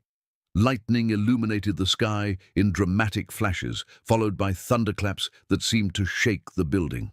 Her phone buzzed with a transportation alert. MBTA service temporarily suspended due to severe weather conditions. Updates to follow. Fantastic, she muttered, pulling her jacket tighter around herself. Maybe she could wait it out in the lobby for a while, see if the worst of it passed. Rough night to be without a car. Robin turned to find Clive approaching, car keys in hand. He'd changed out of his work clothes into dark jeans and a navy sweater that made his eyes look impossibly green. Even dressed casually, he managed to look like he'd stepped out of a magazine. "Just my luck," Robin said, gesturing at the storm. "The T's shut down, and every ride-share app is showing surge pricing that costs more than my rent." Clive studied the weather outside, then looked back at her. "There's a severe weather warning in effect. Let me drive you home." "Oh, you don't have to," Robin started, but Clive was already shaking his head. "This isn't negotiable, Hayes. It's not safe out there." "I assumed someone like you would have a driver," Robin said, following him toward the parking garage. "I like driving myself," Clive replied, leading her to a sleek black BMW 7 Series that probably cost more than she'd make in 2 years. "More control." "Control freak much?" Robin asked, then immediately regretted her boldness. But Clive just smiled as he unlocked the car. "Says the woman who color-codes her schedule." "How do you know I color-code my schedule?" Robin asked, sliding into the passenger seat. The interior was all leather and technology, with the kind of attention to detail that screamed expensive. Maybe Clive wasn't the spoiled, arrogant rich boy she'd assumed he was. Watching him drive himself, make casual jokes about her organization habits, he seemed more grounded than she'd expected. Less entitled prince, more normal person who just happened to have money. "Lucky guess," Clive said, starting the engine. "Though I noticed your planner when you were in my office. Very organized." The car pulled smoothly out of the garage and into the storm. Robin gave him her address, and they set off through the nearly empty streets of Boston. The rain was coming down so hard that the windshield wipers, even on their highest setting, could barely keep up. "This is insane," Robin said, gripping the door handle as they crawled through an intersection where water was already pooling at the curbs. "I've never seen rain like this." "Neither have I," Clive admitted, leaning forward to peer through the windshield. "GPS says there's an accident ahead blocking the main route. We'll have to take a detour." They turned onto a smaller road that Robin didn't recognize, winding through an area that seemed to be more industrial. The storm was getting worse, if that was possible, and the visibility was dropping to almost nothing. "Are you sure this is the right way?" Robin asked, unable to see any familiar landmarks through the rain. "GPS says," Clive started, then frowned at his phone. "Actually, I think we took a wrong turn. The signal's getting spotty." That's when they hit the flooded section of road. The water looked shallow from a distance, but as they drove into it, Robin realized it was deeper than it appeared. Much deeper. "Clive," she started, but it was too late. The engine made a sound like it was choking, then sputtered, then died completely. The car coasted to a stop in the middle of what was now clearly a flooded underpass, water lapping at the doors. "Shit," Clive said, trying to restart the engine. Nothing. He tried again. Still nothing. The water must have gotten into the air intake. Robin stared at the water surrounding them, then at the rain still pounding the roof of the car. "So we're stuck." "We're stuck," Clive confirmed grimly. He pulled out his phone. "No signal. You?" Robin checked hers. "Nothing." They sat in silence for a moment, listening to the rain and the occasional rumble of thunder. The reality of their situation was settling in. They were stranded in a luxury car that had just become a very expensive paperweight in the middle of a storm that showed no signs of letting up. "Well," Robin said finally, "this is not how I imagined my evening going." "Same," Clive said, running a hand through his hair. "I'm sorry, Robin. This is my fault." "You didn't make it rain," Robin pointed out. "No, but I took the wrong turn, and I insisted on driving you." He looked genuinely upset about the situation. "Your evening plans are ruined because of me," Robin almost laughed. "My evening plans consisted of leftover pizza and reruns of The Office. Trust me, this is more excitement than I usually get." That earned her a small smile. "Still, you're stuck in a car with your boss in the middle of a flood. That's not exactly ideal." "Could be worse," Robin said. "Could be stuck with my old boss. At least you're not Brenda." "That's a low bar," Clive said. but he was smiling now. They settled in to wait out the storm, the luxury car suddenly feeling very small and very intimate. Outside, the rain continued to fall, trapping them in their own little world. "So," Robin said, trying to break the tension, "since we're going to be here for a while, want to tell me how you really knew my last name at that first elevator encounter?" Clive looked at her sideways, and for the first time since she'd known him, he looked almost sheepish.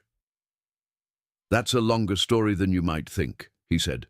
"We've got time," Robin replied, settling back in her seat. "Apparently, we've got all night." Lightning flashed outside, illuminating Clive's face as he considered her words. When he looked at her, there was something vulnerable in his expression that she'd never seen before. "All right," he said, "but you might not like what you hear." The rain continued to pound the roof of the BMW, creating a rhythm that seemed to match Robin's heartbeat. She could feel the weight of Clive's words hanging between them, and the anticipation was making her pulse race. "All right," she said, settling back in her seat and turning to face him. "I'm listening." Clive was quiet for a long moment, his hands resting on the steering wheel even though the car was useless. When he finally spoke, his voice was lower than usual, almost hesitant. "After the concert," he began, "I couldn't stop thinking about you." Robin felt her breath catch. "What do you mean?" "I mean, I went home that night, and instead of forgetting about the girl who'd called me entitled and stormed off, I kept replaying every word you'd said." He turned to look at her, and in the dim light from the street lamp, filtering through the rain, his eyes looked almost vulnerable. "Then fate put you right in front of me again at the coffee shop. And you fired Brenda," Robin said quietly. "I fired Brenda because she was treating you horribly. But after you left that day, after you told me to stay out of your life—" He paused, running a hand through his hair. "That's when I had HR pull your information. You researched me." Robin's voice was barely above a whisper. "I needed to know who you were. The girl who stood up to me twice, who wasn't impressed by anything I had to offer, who walked away from me not once, but twice." A small smile played at his lips. "Do you have any idea how rare that is in my world?" Robin's heart was pounding now. "So, you knew my name that day in the elevator?" "I knew everything," Clive admitted. "Your full name, where you worked, where you went to school. I knew you were studying hotel management, that you were supporting your family, that you'd been at the morning habit for months. Oh my God," the pieces were clicking into place. "The job! You got me the job, didn't you?" Clive's jaw tightened slightly. "I suggested they consider you for the position." "That's the same thing." "No, it's not," Clive said firmly, turning in his seat to face her fully.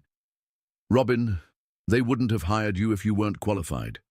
I just opened the door. Everything else? Your interview, your performance, the way you handled Diana Ashworth, how you've impressed every guest and colleague you've worked with. That's all you." Robin stared at him, processing this information. She should be angry. She should feel manipulated, used, like her achievements meant nothing. But looking at Clive's face, seeing the genuine admiration in his eyes, "I thought I earned this on my own," she said quietly. "You did earn it," Clive replied, his voice intense. "I just made sure you got the chance to prove it, because you're talented, Robin. You're brilliant at what you do. You handle impossible situations with grace. You care about people. You see solutions where others see problems." He paused, running a hand through his hair. "I didn't create any of that. I just made sure it got noticed." Lightning flashed outside, illuminating both their faces for a brief moment. In that instant, Robin saw something in Clive's expression that made her stomach flip, raw honesty, vulnerability, and something that looked almost like longing. "Why?" she asked softly. "Why would you do that for someone you barely knew?" Clive was quiet for so long that Robin thought he might not answer. When he finally spoke, his voice was rough. Because I've been thinking about you every day since that concert. Because I've never met anyone who challenged me the way you do. Because when I'm around you, I feel like—" He trailed off, shaking his head. "Like what?" Robin prompted. "Like myself," he finished quietly. "Not the CEO, not the heir to the family business, not the guy with the perfect life everyone assumes I have. Just myself." The confession hung between them in the small space, heavy with implication. Robin could hear her own breathing, could smell Clive's cologne mixing with the leather scent of the car's interior. The storm outside seemed to be intensifying, making their shelter feel even more intimate. "Clive," she said, not even sure what she wanted to say. He reached over slowly, giving her time to pull away, and brushed a strand of hair that had escaped from her ponytail behind her ear. The touch was feather-light, but it sent electricity shooting through her entire body. "I've wanted to do that since the day you started working at the hotel," he said quietly, his hand still hovering near her face. Robin's breath caught. "We shouldn't—" "I know," Clive said, but his hand moved to cup her cheek gently. "We shouldn't. You work for me. It's complicated. It's unprofessional." "Then why?" "Because I can't help myself around you," he admitted, his thumb tracing along her cheekbone. "Because every time I try to stay away, I find myself making excuses to come down to the lobby just to see you. Because when that guest was rude to you last week, I had to physically restrain myself from throwing him out of the hotel." Robin's heart was racing so fast she was sure he could hear it. "You were going to defend me?" "I always want to defend you," Clive said, leaning closer. "I want to protect you and challenge you and—" He stopped, shaking his head. "This is crazy." "Completely crazy," Robin agreed breathlessly, but she wasn't pulling away. If anything, she was leaning into his touch. "Robin," Clive said, his voice barely a whisper. "Yeah? I'm going to kiss you now, and if you don't want me to, you need to tell me right now." Instead of answering with words, Robin reached up and placed her hand over his, the one still cupping her cheek. "I've been thinking about that concert kiss for weeks," she admitted. "Just thinking about it?" Clive asked, his eyes dropping to her lips. "Among other things," Robin said, and felt a thrill at the way his eyes darkened. When Clive leaned in to kiss her, it was nothing like the impulsive moment at the concert. This was slow, deliberate, full of weeks of built-up tension and carefully suppressed desire. His lips were soft against hers, questioning at first, then more confident when she responded by moving closer to him. Robin had kissed men before, but nothing had ever felt like this. Every nerve ending in her body seemed to be firing at once, and when Clive's free hand settled on her waist, she made a small sound that made him pull her closer. The storm raged outside, but inside the car, everything was heat and want, and the sound of their breathing getting heavier. Robin's hands found their way to Clive's chest, feeling the rapid beating of his heart through his sweater, and when he pulled back to look at her, his eyes were dark with desire. "We're definitely going to regret this," he said, but his hands were already moving to frame her face. "Probably," Robin agreed, then pulled him back down for another kiss that was hungrier than the first. This time, when they broke apart, both of them were breathing hard. Clive rested his forehead against hers, and Robin could feel the tension radiating from his body. "Robin," he said, his voice rough. "I know," she whispered. "I know it's complicated." "Complicated doesn't begin to cover it," Clive said, but his hands were still on her face, his thumbs tracing patterns on her skin. "You work for me. My father would have a heart attack. Diana would probably try to ruin you. The whole company would be talking." "I know," Robin said again, then surprised herself by smiling. "But right now, I don't really care about any of that." "You don't?" "Right now," Robin said, moving closer so that there was barely any space between them. "All I care about is that we're here, alone, and you're looking at me like you want to." "Like I want to what?" Clive prompted, his voice low. Robin felt heat spread through her entire body. Like you want to do a lot more than just kiss me. The effect of her words on Clive was immediate. His grip on her tightened, and when he spoke, his voice was rough with desire. "You have no idea what you do to me," he said. "Show me," Robin whispered. Lightning flashed again outside, and in that moment of illumination, Robin saw something shift in Clive's expression. All the careful control he usually maintained seemed to crack, and when he kissed her this time, it was with a passion that made her forget they were sitting in a broken-down car in the middle of a storm. Robin lost herself in the kiss, in the feel of Clive's hands tangling in her hair, in the way he whispered her name against her lips like a prayer. When his mouth moved to her neck, she gasped and arched against him, and she felt him smile against her skin. "We should stop," he murmured, but his actions contradicted his words as his lips found that sensitive spot just below her ear.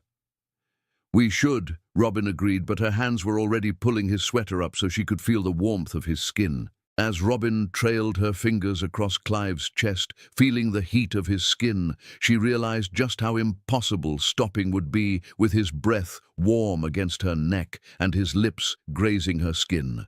Still, against every instinct pulling her closer, she forced herself to lean back.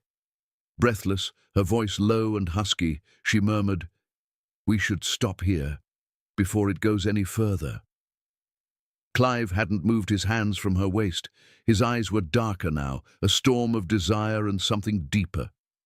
A slow smile tugged at the corner of his mouth as he replied, his voice deep and rough with longing. "We can't stop now, Robin." He pulled her toward him, pressing her body against his. They both knew they were past the point of stopping, past the point of pretending this was just a moment of weakness brought on by the storm and the intimacy of being stranded together. This was weeks of tension finally finding release, and neither of them had the willpower to pull away. When Clive's phone suddenly rang, cutting through the silence of the car, they both froze. "Ignore it," Robin breathed against his lips, but the phone kept ringing, and eventually Clive pulled back with a groan. "It might be emergency services," he said reluctantly, reaching for the device. As he answered the call, Robin tried to catch her breath and process what had just happened. The brief interruption was enough to remind her that they were still stranded in a flooded road, that this night would eventually end, and that tomorrow they would have to face the consequences of what was happening between them. But when Clive ended the call and looked at her with eyes still dark with desire, Robin realized she didn't care about tomorrow. All that mattered was this moment, this connection, and the way Clive was looking at her like she was the only thing in the world he wanted. "Emergency services?" she asked. "Road crew," Clive said, setting his phone aside. "They'll be here in about an hour to clear the flooding." "An hour," Robin repeated, her heart racing again. "An hour," Clive confirmed, reaching for her again. And, as the storm continued to rage outside, Robin let herself be pulled back into Clive's arms, knowing that whatever happened next would change everything between them forever. 3 days had passed since the storm, since the car, since everything between Robin and Clive had changed. They'd been careful at work, professional smiles, appropriate distance, nothing that would give away the fact that Robin's pulse still raced every time he walked into the lobby. Or that Clive found excuses to check on reception more often than strictly necessary. Robin was updating guest folios when Diana Ashworth swept into the lobby, looking every inch the socialite in her designer dress and perfectly styled hair. She was followed by 2 equally polished friends, all of them radiating that particular confidence that came with never having to worry about money. "Good afternoon, Miss Hayes," Diana said, approaching the reception desk with a smile that didn't quite reach her eyes. "We're here for lunch and spa appointments." "Of course, Miss Ashworth," Robin replied professionally. "Everything is confirmed for your party. The restaurant is expecting you, and your spa appointments begin at 2. "Wonderful," Diana said, then reached into her purse and pulled out a small designer makeup bag. I was wondering if I could leave this with you for safekeeping. I'd rather not carry it to the spa. You understand how these delicate items can get damaged." Robin hesitated. "We have secure lockers in the spa area, Miss Ashworth. I'd be happy to escort you there so you can—" "Oh, no!" Diana interrupted quickly, her voice taking on a slightly sharper edge. "I can't trust just anyone with my things, but I trust you, Robin. I specifically want it kept in your secure area behind reception." She paused meaningfully. "I'm a close family friend of the Corvilles, after all. I think refusing would be inadvisable for someone in your position." The threat was subtle but unmistakable. Robin felt her cheeks burn, aware that Diana's friends were watching the exchange with interest and that other guests in the lobby might be listening. "Of course," Robin said, accepting the makeup bag reluctantly. "I'll keep it secure behind the desk." "Perfect," Diana smiled. "I'll collect it in about an hour." An hour later, Diana returned as promised, her friends in tow and looking relaxed from their spa treatments. "My bag, please," Diana said pleasantly. Robin retrieved the bag from the secure drawer where she'd placed it and handed it over. Diana opened it immediately, rummaging through the contents, then looked up with a frown. "Is everything all right?" Robin asked. "I'm sorry, but I think there's been a mistake," Diana said, her voice carrying across the lobby. "My diamond earrings are missing." "I'm sorry?" Robin blinked. "My diamond earrings," Diana repeated louder this time. "The Cartier ones. They were in this bag when I left it with you, and now they're gone." Robin felt her stomach drop. Several guests had turned to stare, and she could see hotel staff pausing in their duties to watch the unfolding scene. "Miss Ashworth, I can assure you I didn't touch anything inside your bag," Robin said, trying to keep her voice steady. "It was secured behind the desk the entire time." "Then where are my earrings?" Diana demanded, her voice rising. "They're worth more than most people make in a year. They don't just disappear." "Perhaps you left them elsewhere." "I did not leave them elsewhere," Diana snapped. "I specifically remember placing them in this bag before giving it to you. Now they're gone, and you're the only person who had access." Robin could feel the blood draining from her face. Around the lobby, conversations had stopped, and all eyes were on her. This was a nightmare. "I understand your concern," Robin said, falling back on her professional training, "but I can promise you I didn't take anything from your bag. Perhaps we could check the spa. Sometimes jewelry gets removed during treatments." "Don't you dare try to deflect this," Diana interrupted. "I know exactly where my earrings were, and now they're gone. The only person who had access to my bag was you." Maya, who had been handling a phone call, caught the tail end of the conversation and immediately moved to Robin's side. "Is there a problem here?" "Yes, there's a problem," Diana said. "This woman has stolen my diamond earrings." "That's a very serious accusation," Maya said carefully, while discreetly reaching for the phone at the desk behind her. Perhaps you should call security," Diana suggested loudly, "and perhaps someone should search her belongings." Maya quickly dialed Clive's extension, speaking quietly into the phone while Diana continued her tirade. "Mr. Corville, there's a situation in the lobby that requires your immediate attention," she said, then hung up. Robin felt humiliated beyond words. The entire lobby was watching now, guests whispering to each other, staff members frozen in place. This was exactly the kind of scene that could destroy a hotel's reputation and her career. "Ms. Ashworth," Robin said, her voice barely steady, "I would be happy to cooperate with any investigation, but I need you to know that I did not take your earrings." "Of course you'd say that," Diana replied dismissively. "What else would a thief say when caught?" The word thief echoed across the marble lobby like a slap. Robin felt tears prick at her eyes, but she refused to cry in front of all these people. Maya, who had been discreetly texting, stepped forward. Why don't we all take a moment to calm down and handle this appropriately? There's nothing to handle, Diana said. Call security, search her things, and let's settle this matter. That's when the elevator chimed, and Clive stepped out into the lobby. Robin saw him take in the scene immediately, the crowd of onlookers, Diana's raised voice, Robin's pale face. His expression darkened. "What's going on here?" Clive asked, his voice cutting through the tension as he approached the group. "Clive, thank goodness," Diana said, immediately switching to a more sympathetic tone. "I've been the victim of theft, and your employee here is refusing to cooperate." Clive's eyes flicked to Robin, then back to Diana. "Theft is a serious accusation. What exactly happened?" "I left my bag with her," Diana gestured at Robin, "for safekeeping during lunch. When I returned, my Cartier diamond earrings were missing, worth $30,000. Robin watched Clive's face carefully, looking for any sign of doubt, any indication that he might believe Diana's story. For a terrifying moment, his expression was unreadable. "And you're certain the earrings were in the bag when you left it?" Clive asked Diana. "Absolutely certain. I put them there myself." Clive nodded slowly, then turned to Robin. "Miss Hayes, did you open Miss Ashworth's bag while it was in your possession?" "No, sir," Robin said firmly.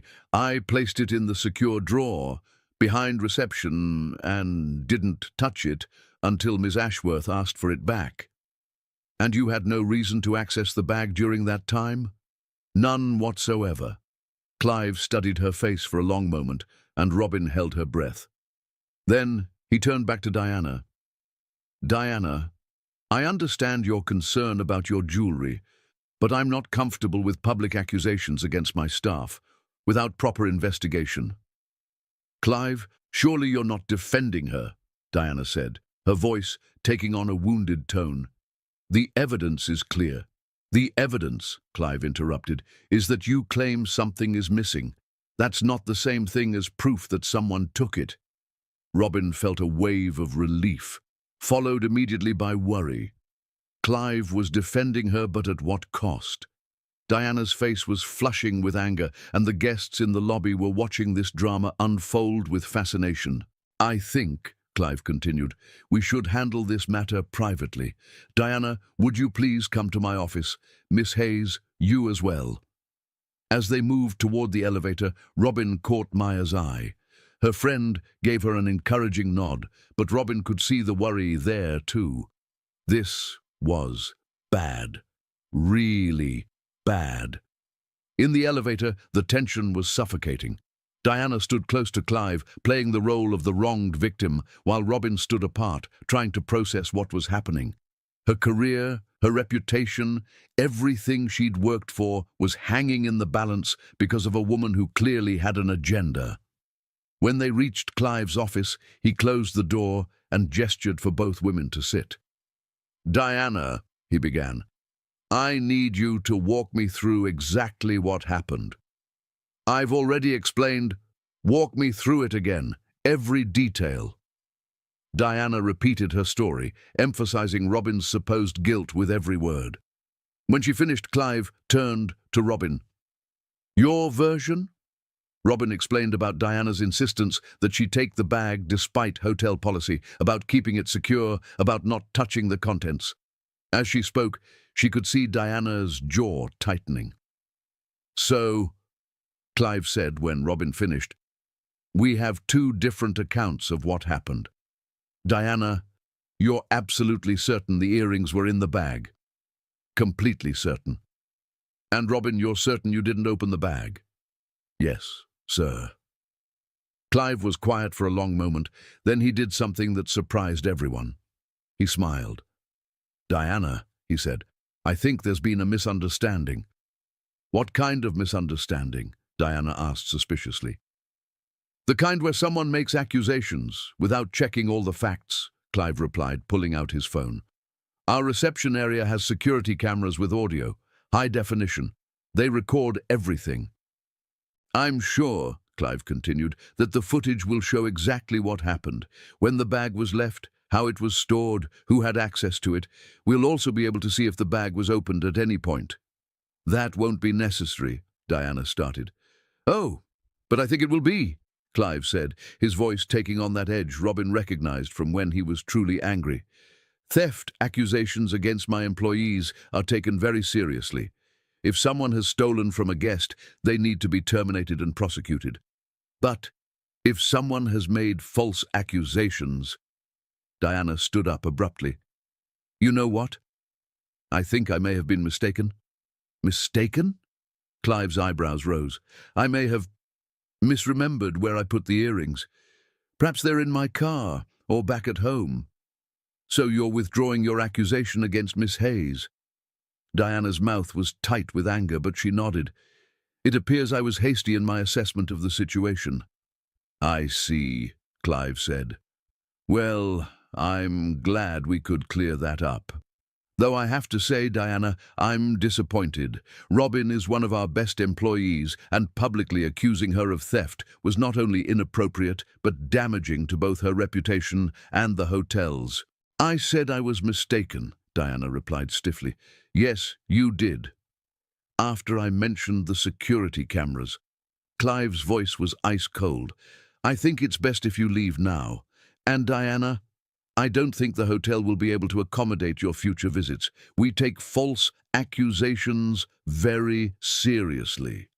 Diana's face went white with rage, but she couldn't say anything without admitting her lie. She gathered her purse and headed for the door, pausing only to shoot Robin a look of pure hatred. This isn't over, she said quietly, then left. In the silence that followed, Robin felt her legs go weak. She sank into her chair, the full weight of what had almost happened hitting her. Robin, Clive said gently, are you all right? I can't believe she did that, Robin whispered, in front of everyone. She tried to destroy my reputation, my career. She didn't succeed, Clive said firmly, and she won't be back. Robin looked up at him, seeing the anger still simmering in his eyes. Thank you for believing me, for defending me. I'll always defend you, Clive said quietly. Always. But even as relief flooded through her, Robin couldn't shake the feeling that Diana's parting words, "This isn't over," were a promise, not just an empty threat. She was right to be worried. The days following Diana's failed accusations had brought an unexpected gift, stolen moments between Robin and Clive that felt like they existed outside of time and consequence. It started with the elevator encounters. Every afternoon at exactly 3:47, when Robin finished her shift paperwork and Clive happened to be leaving his office, they would find themselves alone in the elevator between the mezzanine and ground floors. What had begun as accidental meetings had quickly become the highlight of both their days. This is becoming a habit, Robin murmured as the elevator doors closed, leaving them alone in the small space that had become their secret sanctuary. A dangerous habit, Clive agreed, but he was already reaching for her, his hands finding her waist and pulling her closer. The kiss was hungry, desperate, filled with all the things they couldn't say in public. Robin's hands fisted in Clive's shirt, and she could feel his heart racing against her chest. When they broke apart, both breathing hard, Clive rested his forehead against hers. We can't keep doing this, he said, but his hands were still holding her close. I know, Robin whispered, but she made no move to step away. Someone's going to catch us. Probably, Clive agreed, then kissed her again, softer this time, like he was trying to memorize the feel of her lips. When the elevator chimed at the ground floor, they sprang apart, just as the doors opened to reveal an empty lobby. But the moment of separation felt like a physical ache. Later that evening, as Robin was leaving through the staff entrance, she found Clive waiting by his car in the parking garage. Let me drive you home, he said, and something in his voice made her look at him more carefully. Clive, what's wrong? Instead of answering, he opened the passenger door for her. They drove in silence for a few minutes before Clive pulled into a quiet parking lot overlooking the harbour. "We need to talk," he said, turning off the engine. Robin's stomach clenched. "That sounds ominous." "Robin," Clive began, then stopped, running his hands through his hair. "What's happening between us? It's not just physical for me." Robin smiled, a hint of teasing in her voice. "It's not just physical for me either," she said, but there was something almost playful in the way she said it, like she was testing him. Clive pulled her closer, capturing her lips again, and between kisses his voice was serious, almost urgent. "I'm serious, Robin." "I want more," Clive continued between kisses, his hands tangling in her hair. "I want to be able to take you to dinner without worrying about who sees us. I want to hold your hand in public. I want everyone to know that you're mine." Robin's heart skipped, and she pulled back slightly to look at his face. "But—" Clive's expression shifted. He leaned back, turning to look out the rain-streaked window for a few seconds, his jaw tightening as reality seemed to crash back over him. When he turned back to her, there was conflict in his eyes. "But my father, the company, there are complications." Clive turned to face her fully. "I need time to figure out how to make this work, how to handle the family business, how to deal with my father's expectations." "How much time?" Robin asked. "I don't know," Clive admitted. "But Robin, I'm asking you to wait for me, to trust me. I'll find a way to make this right, to make it so we don't have to hide anymore." Robin studied his face in the dim light from the harbour. "You're talking about your father disapproving, aren't you? About me not being the right kind of girl for the heir to the Corvel Empire." "You're exactly the right kind of girl," Clive said fiercely. "You're smart, talented, beautiful, kind." "But I'm not rich," Robin finished. "I'm not from the right family. I'm not Diana." "I don't want Diana," Clive said, reaching over to cup her face. "I've never wanted Diana. I want you, Robin. Only you." The intensity in his voice made Robin's breath catch. "Okay," she said softly. "Okay." "I'll wait," Robin said. "But Clive, I can't wait forever." "You won't have to," Clive promised, leaning in to kiss her. "I'll figure this out." A week later, Robin was updating the guest registry when Maya appeared at the reception desk, her phone in her hand and a look of horror on her face. "Robin," Maya said urgently, "you need to see this." "What is it?" Robin asked, but she could already feel dread building in her stomach. Maya showed her the phone screen. It was an Instagram post from a popular Boston lifestyle blogger, and the image made Robin's blood run cold. It was a screenshot from the Coldplay Kiss Cam video, with a professional headshot of Clive in his business suit placed next to it. The caption read, "Exclusive, Corvel Hotel Empire heir, Clive Corvel's secret office romance." Sources confirm the mysterious kiss cam girl is actually a receptionist at his luxury hotel. Did she get the job because of her special skills? Swipe for more photos of the happy couple. Robin scrolled through the post with shaking hands. There were more photos, grainy shots that looked like they'd been taken with a telephoto lens, showing her and Clive in what appeared to be intimate conversation in his car. The final image was a zoomed-in shot of them in the hotel parking garage, clearly about to kiss. But it was the comments that made Robin feel sick. LMAO, what does a billionaire see in a basic receptionist? Gold digger alert. His taste in women is seriously questionable. She must be really good at customer service. Poor little rich boy probably thinks she's authentic. LOL. Why do rich guys always go slumming? Just get a proper girlfriend, dude. Daddy's money can't buy you class, but apparently it can buy you a hot receptionist. There were hundreds of comments, most of them cruel. Some defending Robin but being shouted down by the majority. The post had been shared over 1,000 times in just a few hours. "Oh God," Robin breathed, sinking into her chair. "Oh God, this is a disaster." "It gets worse," Maya said grimly. "It's not just Instagram. It's on Twitter, TikTok, Even some of the gossip blogs have picked it up.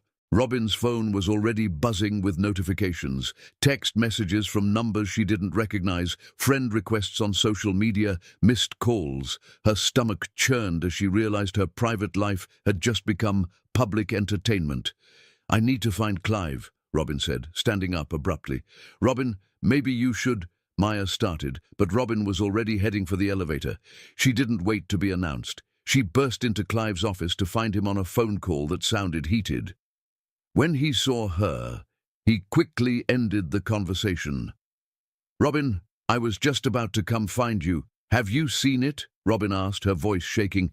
"The Instagram post? The comments?" "I've seen it," Clive said grimly. "I'm already having my lawyers look into getting it taken down." "Your lawyers?" Robin laughed, but there was no humor in it. "Clive, this isn't just going to go away. This is everywhere. People are calling me a gold digger, saying I slept my way into this job." "I don't care what people are saying," Clive interrupted. "They don't know you. They don't know us." "But your father will care," Robin said. "Your board of directors will care. Your investors will care." Clive's silence told her everything she needed to know. "He's already called, hasn't he?" Robin asked. "Your father?" "Robin, what did he say?" Clive ran a hand through his hair. A gesture Robin had learned meant he was stressed. "He wants to see me. Tonight. To talk about me. To talk about the situation." "I am the situation," Robin said flatly. Before Clive could respond, his assistant's voice came through the intercom. "Mr. Corval, your father is here to see you." Robin and Clive looked at each other, both knowing this conversation was about to get much more complicated. "Send him in," Clive said. Henry Corval entered the office like a storm front, his face grim and his bearing radiating controlled fury. He took in the scene, his son behind the desk, Robin standing in front of it like she was facing a firing squad, and his expression darkened further. "Miss Hayes," he said coolly, "I think you should leave." "Actually," Clive said, standing, "I think Robin should stay. This concerns her. This concerns the reputation of our family and our business," Henry replied sharply. "And right now, Miss Hayes is a liability to both." Robin felt like she'd been slapped. "Mr. Corval, I understand you're upset." "Upset?" Henry's voice was deadly quiet. "Miss Hayes, our family's reputation is everything. Clive knows better than to appear in this type of tabloid gossip, and we Corvals simply cannot have relationships with our employees." He paused, his tone becoming slightly more measured. "You seem like a successful young woman in your career, Miss Hayes. I can't say I dislike you personally, but this situation, it changes everything." "Dad," Clive started. "No," Henry cut him off. "You don't get to speak right now. I told you to handle this situation weeks ago. I told you to keep your personal life separate from business, and instead, you've turned our company into a laughingstock." Robin could feel tears threatening, but she refused to cry in front of Henry Corval. "I should go," she said quietly. "Yes," Henry agreed. "You should. In fact, Miss Hayes, I think it would be best for everyone if you tendered your resignation effective immediately." "She's not resigning," Clive said firmly. "Robin is an excellent employee, and what happens between us in our personal time is nobody else's business." "Everything is our business when it affects the company," Henry shot back, "and this affects everything. Our reputation, our credibility, our stock price." "I don't care about the stock price." "Well, you should." Henry's composure finally cracked. "This is our legacy, Clive. Everything your grandfather built, everything I've worked for, and you're willing to throw it away for what? A pretty face." "Dad, that's enough," Clive said, his voice dangerous. But Henry wasn't finished. "Miss Hayes, you seem like a nice enough girl, but you must see that this situation is untenable. My son has responsibilities, obligations." "I understand," Robin said quietly, finding her voice. I understand perfectly, Mr. Corval. She turned to Clive, and the look in her eyes made his stomach drop. Robin, don't. You were right, she said softly. Your world and mine, they don't mix. That's not what I said. It's what you meant, Robin replied. And it's what this whole situation proves. She walked toward the door, pausing only when Henry called after her. Miss Hayes, he said, his voice gentler now, I'll make sure you receive excellent references. You're a talented young woman, and you'll find another position easily. Robin didn't turn around. Thank you, Mr. Corval, but I won't be needing references. And with that, she walked out of Clive's office and out of his life. Behind her, she could hear Clive arguing with his father, but the words were lost in the rush of blood in her ears. All she could think about was getting out of the hotel, away from the stares and whispers and the wreckage of what had briefly felt like a fairy tale. She didn't know that in his office, Clive was making demands of his own. Demands that would fall on deaf ears, because by the time he finished arguing with his father and rushed downstairs to find Robin, she was already gone. And by the morning, HR would have a termination letter on her desk, signed by Henry Corval himself. Later that night, alone in his penthouse, Clive stared out at the Boston harbor and dialed a number he wished he could forget. Diana, he said, when she answered, his voice cold as winter. Clive. What a surprise. Diana's voice was sickeningly sweet. I saw the news today. Such a shame about the media attention. Cut the act, Clive said. I know it was you. There was a pause. Then Diana laughed softly. I have no idea what you're talking about. The photographer, the Instagram blogger, the perfectly timed leak. Clive's voice was deadly quiet. You orchestrated all of it. Prove it, Diana replied, and now her voice had lost all pretense of sweetness. I don't need to prove it, Clive said. I know it was you. And Diana, whatever friendship we had, whatever history our families shared, it's over. Completely over. Clive, and if you think this ends here, Clive continued, you're wrong. You've made an enemy today, Diana, and you're going to regret it. He hung up, leaving Diana listening to dial tone and wondering if she'd finally pushed too far. Robin never made it back to the hotel the next morning. She was still in her pajamas, sitting at her kitchen table with a cup of coffee that had gone cold hours ago, when the email arrived at 8:47 a.m. Dear Ms. Hayes, due to recent circumstances that have brought unwanted attention to Harbour View Resort and the Corval organization, your employment is hereby terminated effective immediately. Your final paycheck and benefits information will be mailed to your address on file. We wish you success in your future endeavors. Sincerely, Human Resources Harbour View Resort. Robin stared at the screen for a long time, then slowly closed her laptop. It was over, just like that. Her phone had been ringing non-stop since the story broke. Reporters, bloggers, people she didn't know wanting quotes or statements. She'd turned it off somewhere around midnight, but even in the silence, she could feel the weight of public judgment pressing down on her. Jamie appeared in the kitchen doorway, already dressed for his Thursday routine.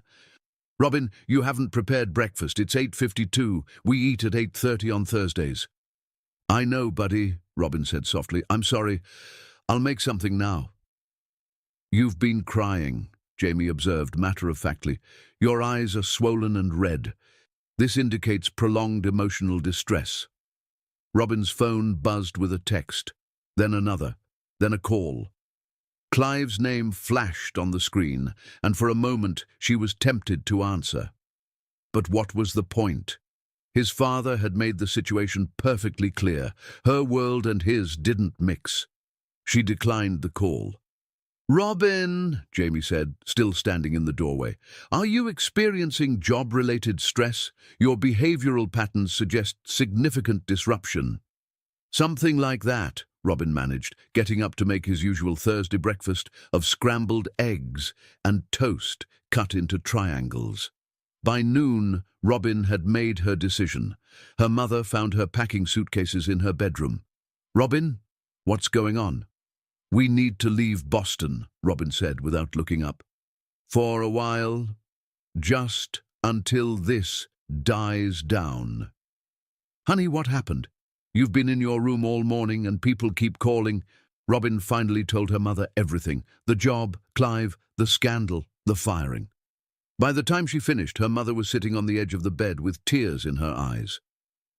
"We'll go to New York," her mother said finally.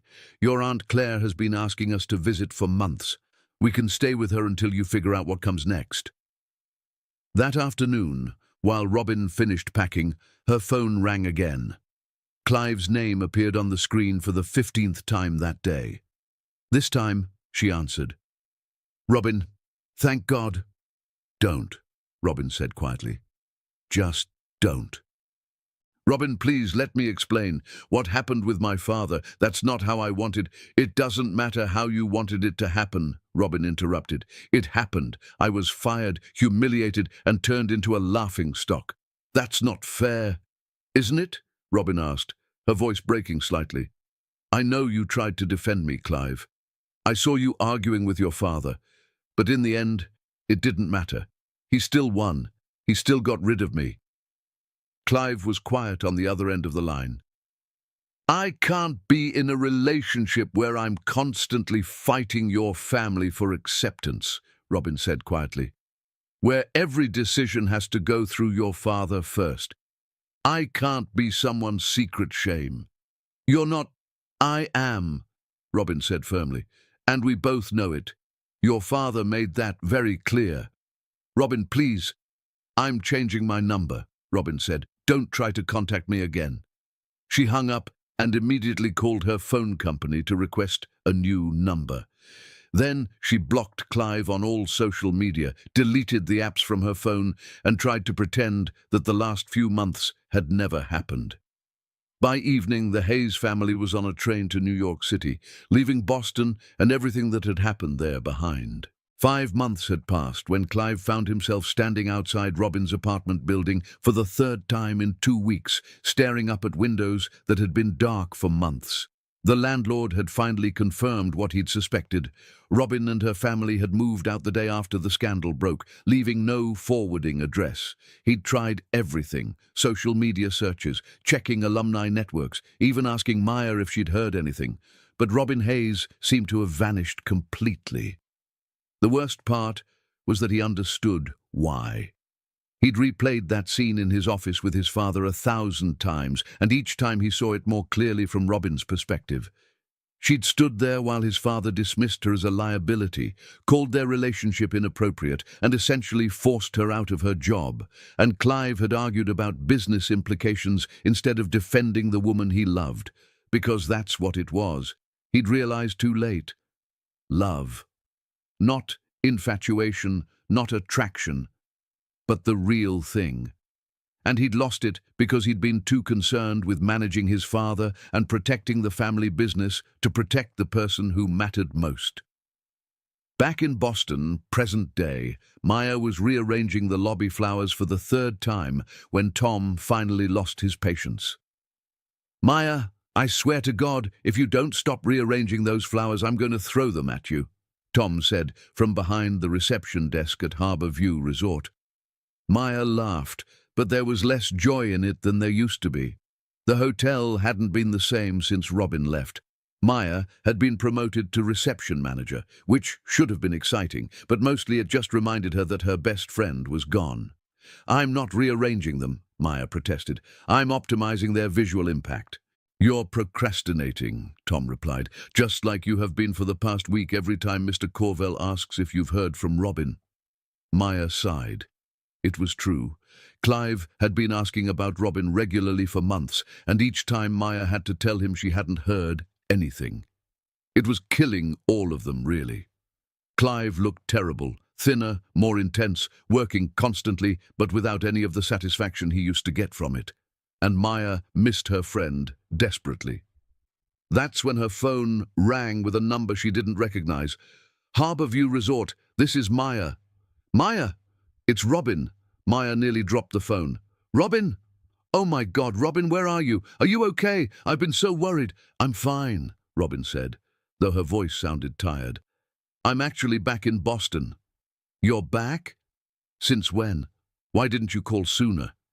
"I just got back last week," Robin said, "and I needed some time to figure things out before I talked to anyone." "Robin, you have no idea how much I've missed you. And Clive—" "Don't," Robin said quickly. "Please don't tell me about Clive." Maya paused. "Robin, he's been looking for you. For months. He's been asking about you constantly, and he looks terrible. I think he really—" "Maya, I need you to promise me something," Robin interrupted. "Promise me you won't tell him I called.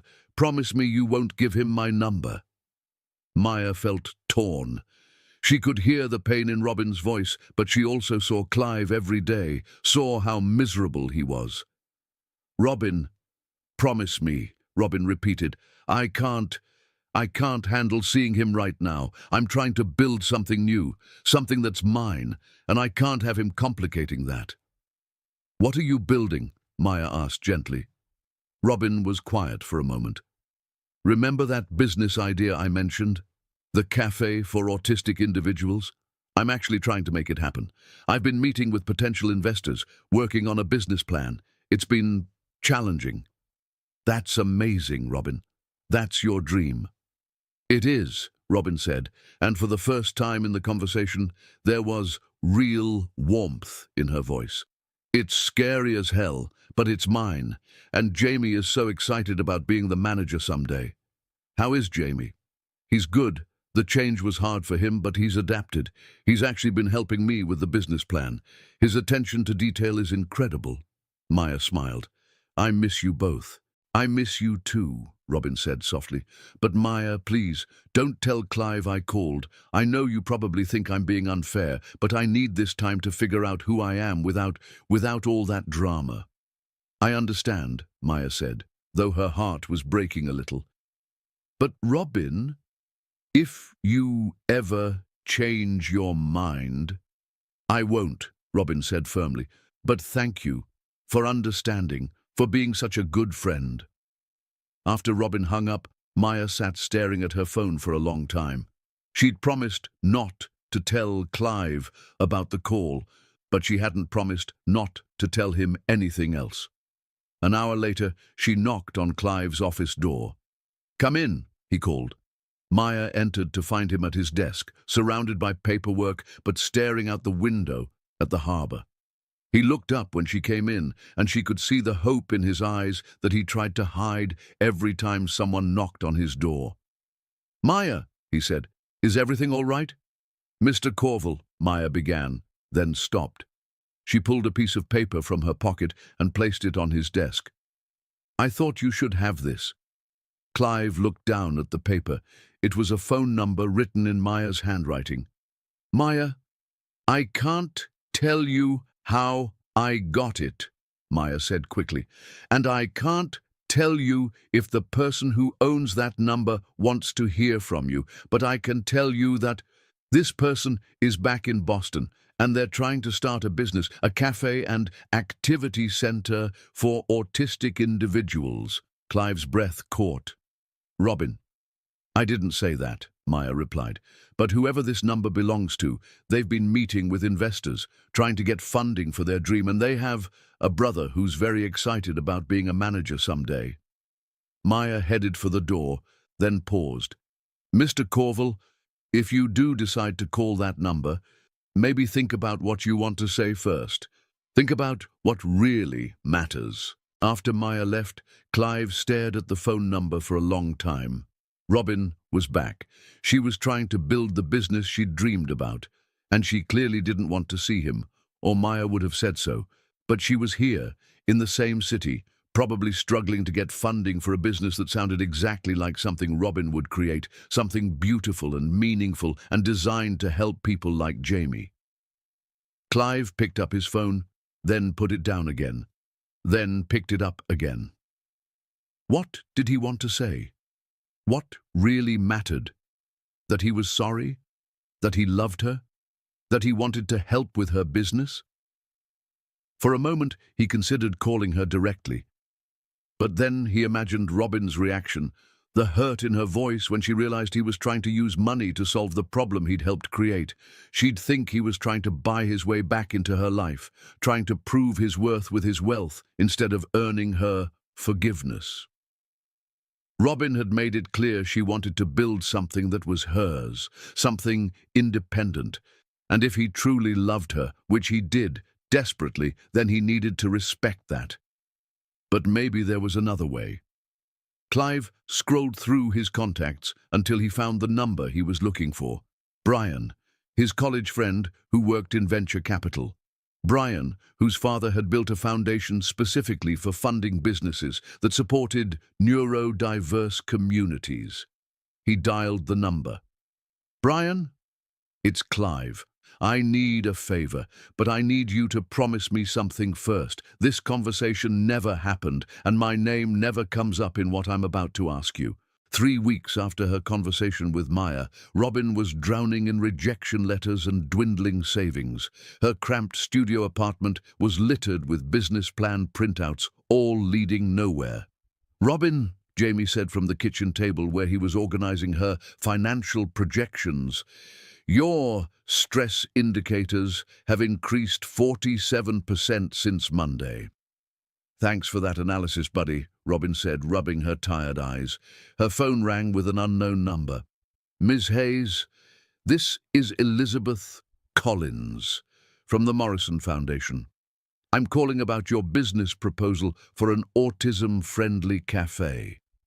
Robin's heart skipped. She'd never submitted to the Morrison Foundation. She would have remembered such a prestigious neurodiversity funder. "I'm sorry, but I don't believe I submitted a proposal to your foundation." "No, you didn't," Elizabeth agreed, "but your project was brought to our attention. Would you be available to meet Thursday at 2 p.m. to discuss funding?" Robin nearly dropped the phone. "Yes, absolutely." After hanging up, she stared at her phone in disbelief. "Your heart rate has increased significantly," Jamie observed. "This indicates either excitement or anxiety." "Both," Robin laughed shakily. "Definitely both." Thursday afternoon found Robin sitting in the elegant offices of the Morrison Foundation, facing Robert Morrison himself, a silver-haired man in his 60s who listened intently as Robin presented her vision for Jamie's place. "The concept is sound," Mr. Morrison said when she finished. "And you believe there's a market for this in Boston?" "I know there is," Robin said firmly. "There are families like mine all over the city looking for spaces where their children can feel comfortable and accepted." Mr. Morrison nodded thoughtfully. "Ms. Hayes, I'd like to offer you initial funding of $500,000 to get your project off the ground." Robin felt the world tilt. "I'm sorry, what?" $500,000, Mr. Morrison repeated, smiling at her shock, "with the possibility of additional funding as the business develops." "But why?" Robin asked, still reeling. "This seems too good to be true." "Sometimes good ideas find their way to the right people at the right time," Mr. Morrison said gently. "Your passion is evident, and it's exactly what our foundation supports." Robin walked out in a daze, clutching paperwork and a check that represented the beginning of everything she'd dreamed of. 6 months later. The transformation of the old bookstore in Cambridge into Jamie's place had been a labor of love, stress, and occasional tears. Robin had thrown herself into every detail, from sound-dampening materials to adjustable lighting systems for different sensory needs. "Robin, the new barista training manuals are ready," called Lisa, the manager Robin had hired. Lisa had a background in special education and a brother with autism, making her perfect for the role. Jamie's place had been open for 3 months, and the response was overwhelming. They were at capacity for social skills workshops, and the cafe was thriving with both neurotypical and neurodivergent customers. Jamie appeared at her elbow with his ever-present clipboard. At 17, he'd grown into his role as assistant manager with impressive dedication. "Robin, we have a problem," he announced. "The Tuesday social group has 14 participants, but optimal capacity is 12. We need 2 groups." What do you recommend? Robin asked. Two smaller groups would be more effective, Jamie said without hesitation. 14 creates uneven groupings which increases participant anxiety. Two groups it is, Robin agreed. Already completed, Jamie said, handing her a revised schedule. I anticipated your approval based on previous decision patterns. Robin grinned. Her brother was becoming quite the businessman. What Robin didn't know was that, across the street, Clive sat in his car, watching her through the large windows of Jamie's place. He'd been doing this for months now, not stalking exactly, but checking in, making sure she was okay, that the business was thriving, that his anonymous investment through the Morrison Foundation was being put to good use. He'd watched her paint the walls, interview staff, comfort a crying child during their first social skills session. He'd seen her grow more confident, more radiant, more herself than she'd ever been when she worked for him. She was flourishing, and it killed him that he couldn't be part of it. But he'd made his choice. Robin deserved to succeed on her own terms, without the complication of his family's money or expectations. When she was ready, if she was ever ready, she would be coming to him as an equal, not as someone he'd rescued or manipulated. His phone rang, pulling him from his thoughts. Clive? It's Brian. Dad wanted me to update you on the Hayes project. How is she doing? Clive asked, not taking his eyes off Robin as she helped a young boy choose a book from their carefully curated library. Incredible, Brian said. Dad's never seen a startup hit their projections so quickly. She's already talking about expanding to a second location. And Clive, she's been asking questions about who recommended her to the foundation. Clive's stomach tightened.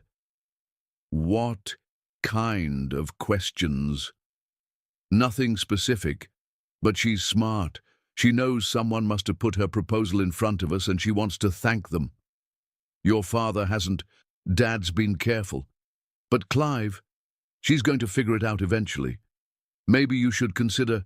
No, Clive said firmly. Not yet. When, then? You've been watching her for 6 months. You're miserable, she's successful, and according to Maya, she asks about you more than she wants to admit.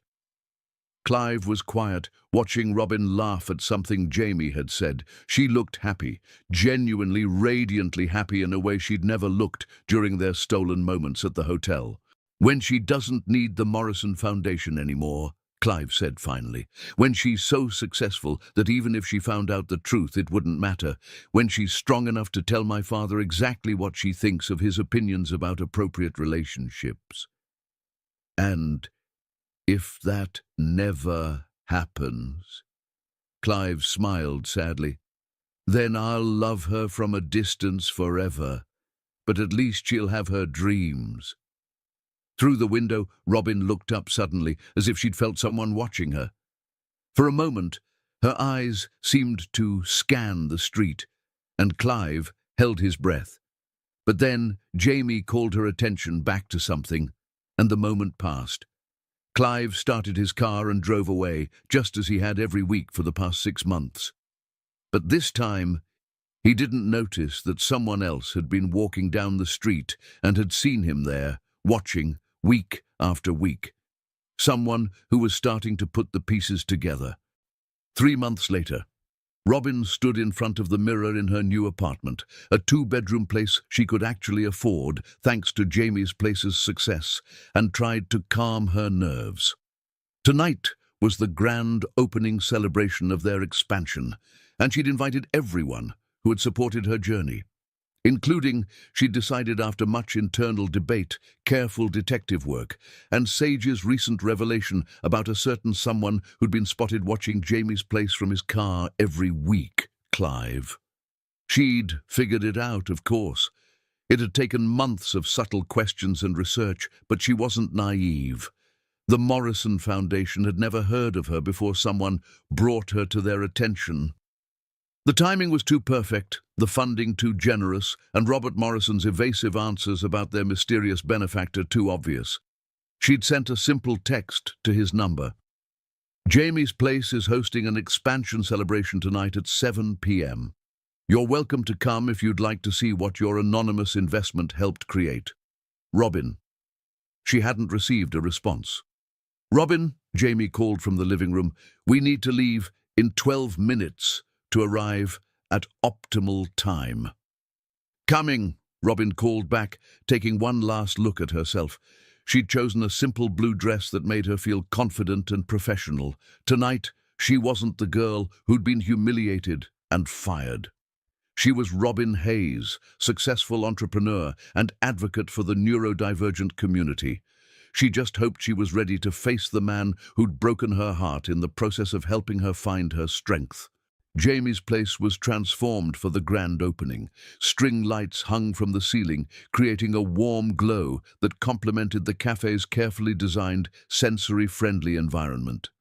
The sound-dampening panels were decorated with artwork from local neurodivergent artists, and every detail spoke to Robin's vision of creating a space where everyone could feel comfortable and accepted. Robin moved through the crowd, greeting guests and donors, her heart full as she watched the community she'd built come together.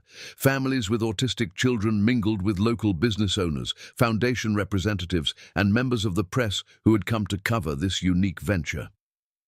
Robin, Jamie appeared at her side, clipboard in hand. We have 127 attendees. Also, there are 2 VIPs near the entrance based on the deference shown by other attendees. Robin looked toward the entrance and felt her breath catch. Robert Morrison had arrived, which she'd expected. But standing next to him, scanning the crowd with those familiar steel-blue eyes, was Henry Corvell. And behind Henry, his eyes searching the crowd with barely contained anticipation, was Clive. Henry's gaze swept across the bustling cafe, taking in the happy families, the inclusive design, the obvious success of the venture. Then his eyes found Robin across the room, and he stopped short, clearly recognizing her. His expression shifted from casual interest to surprise.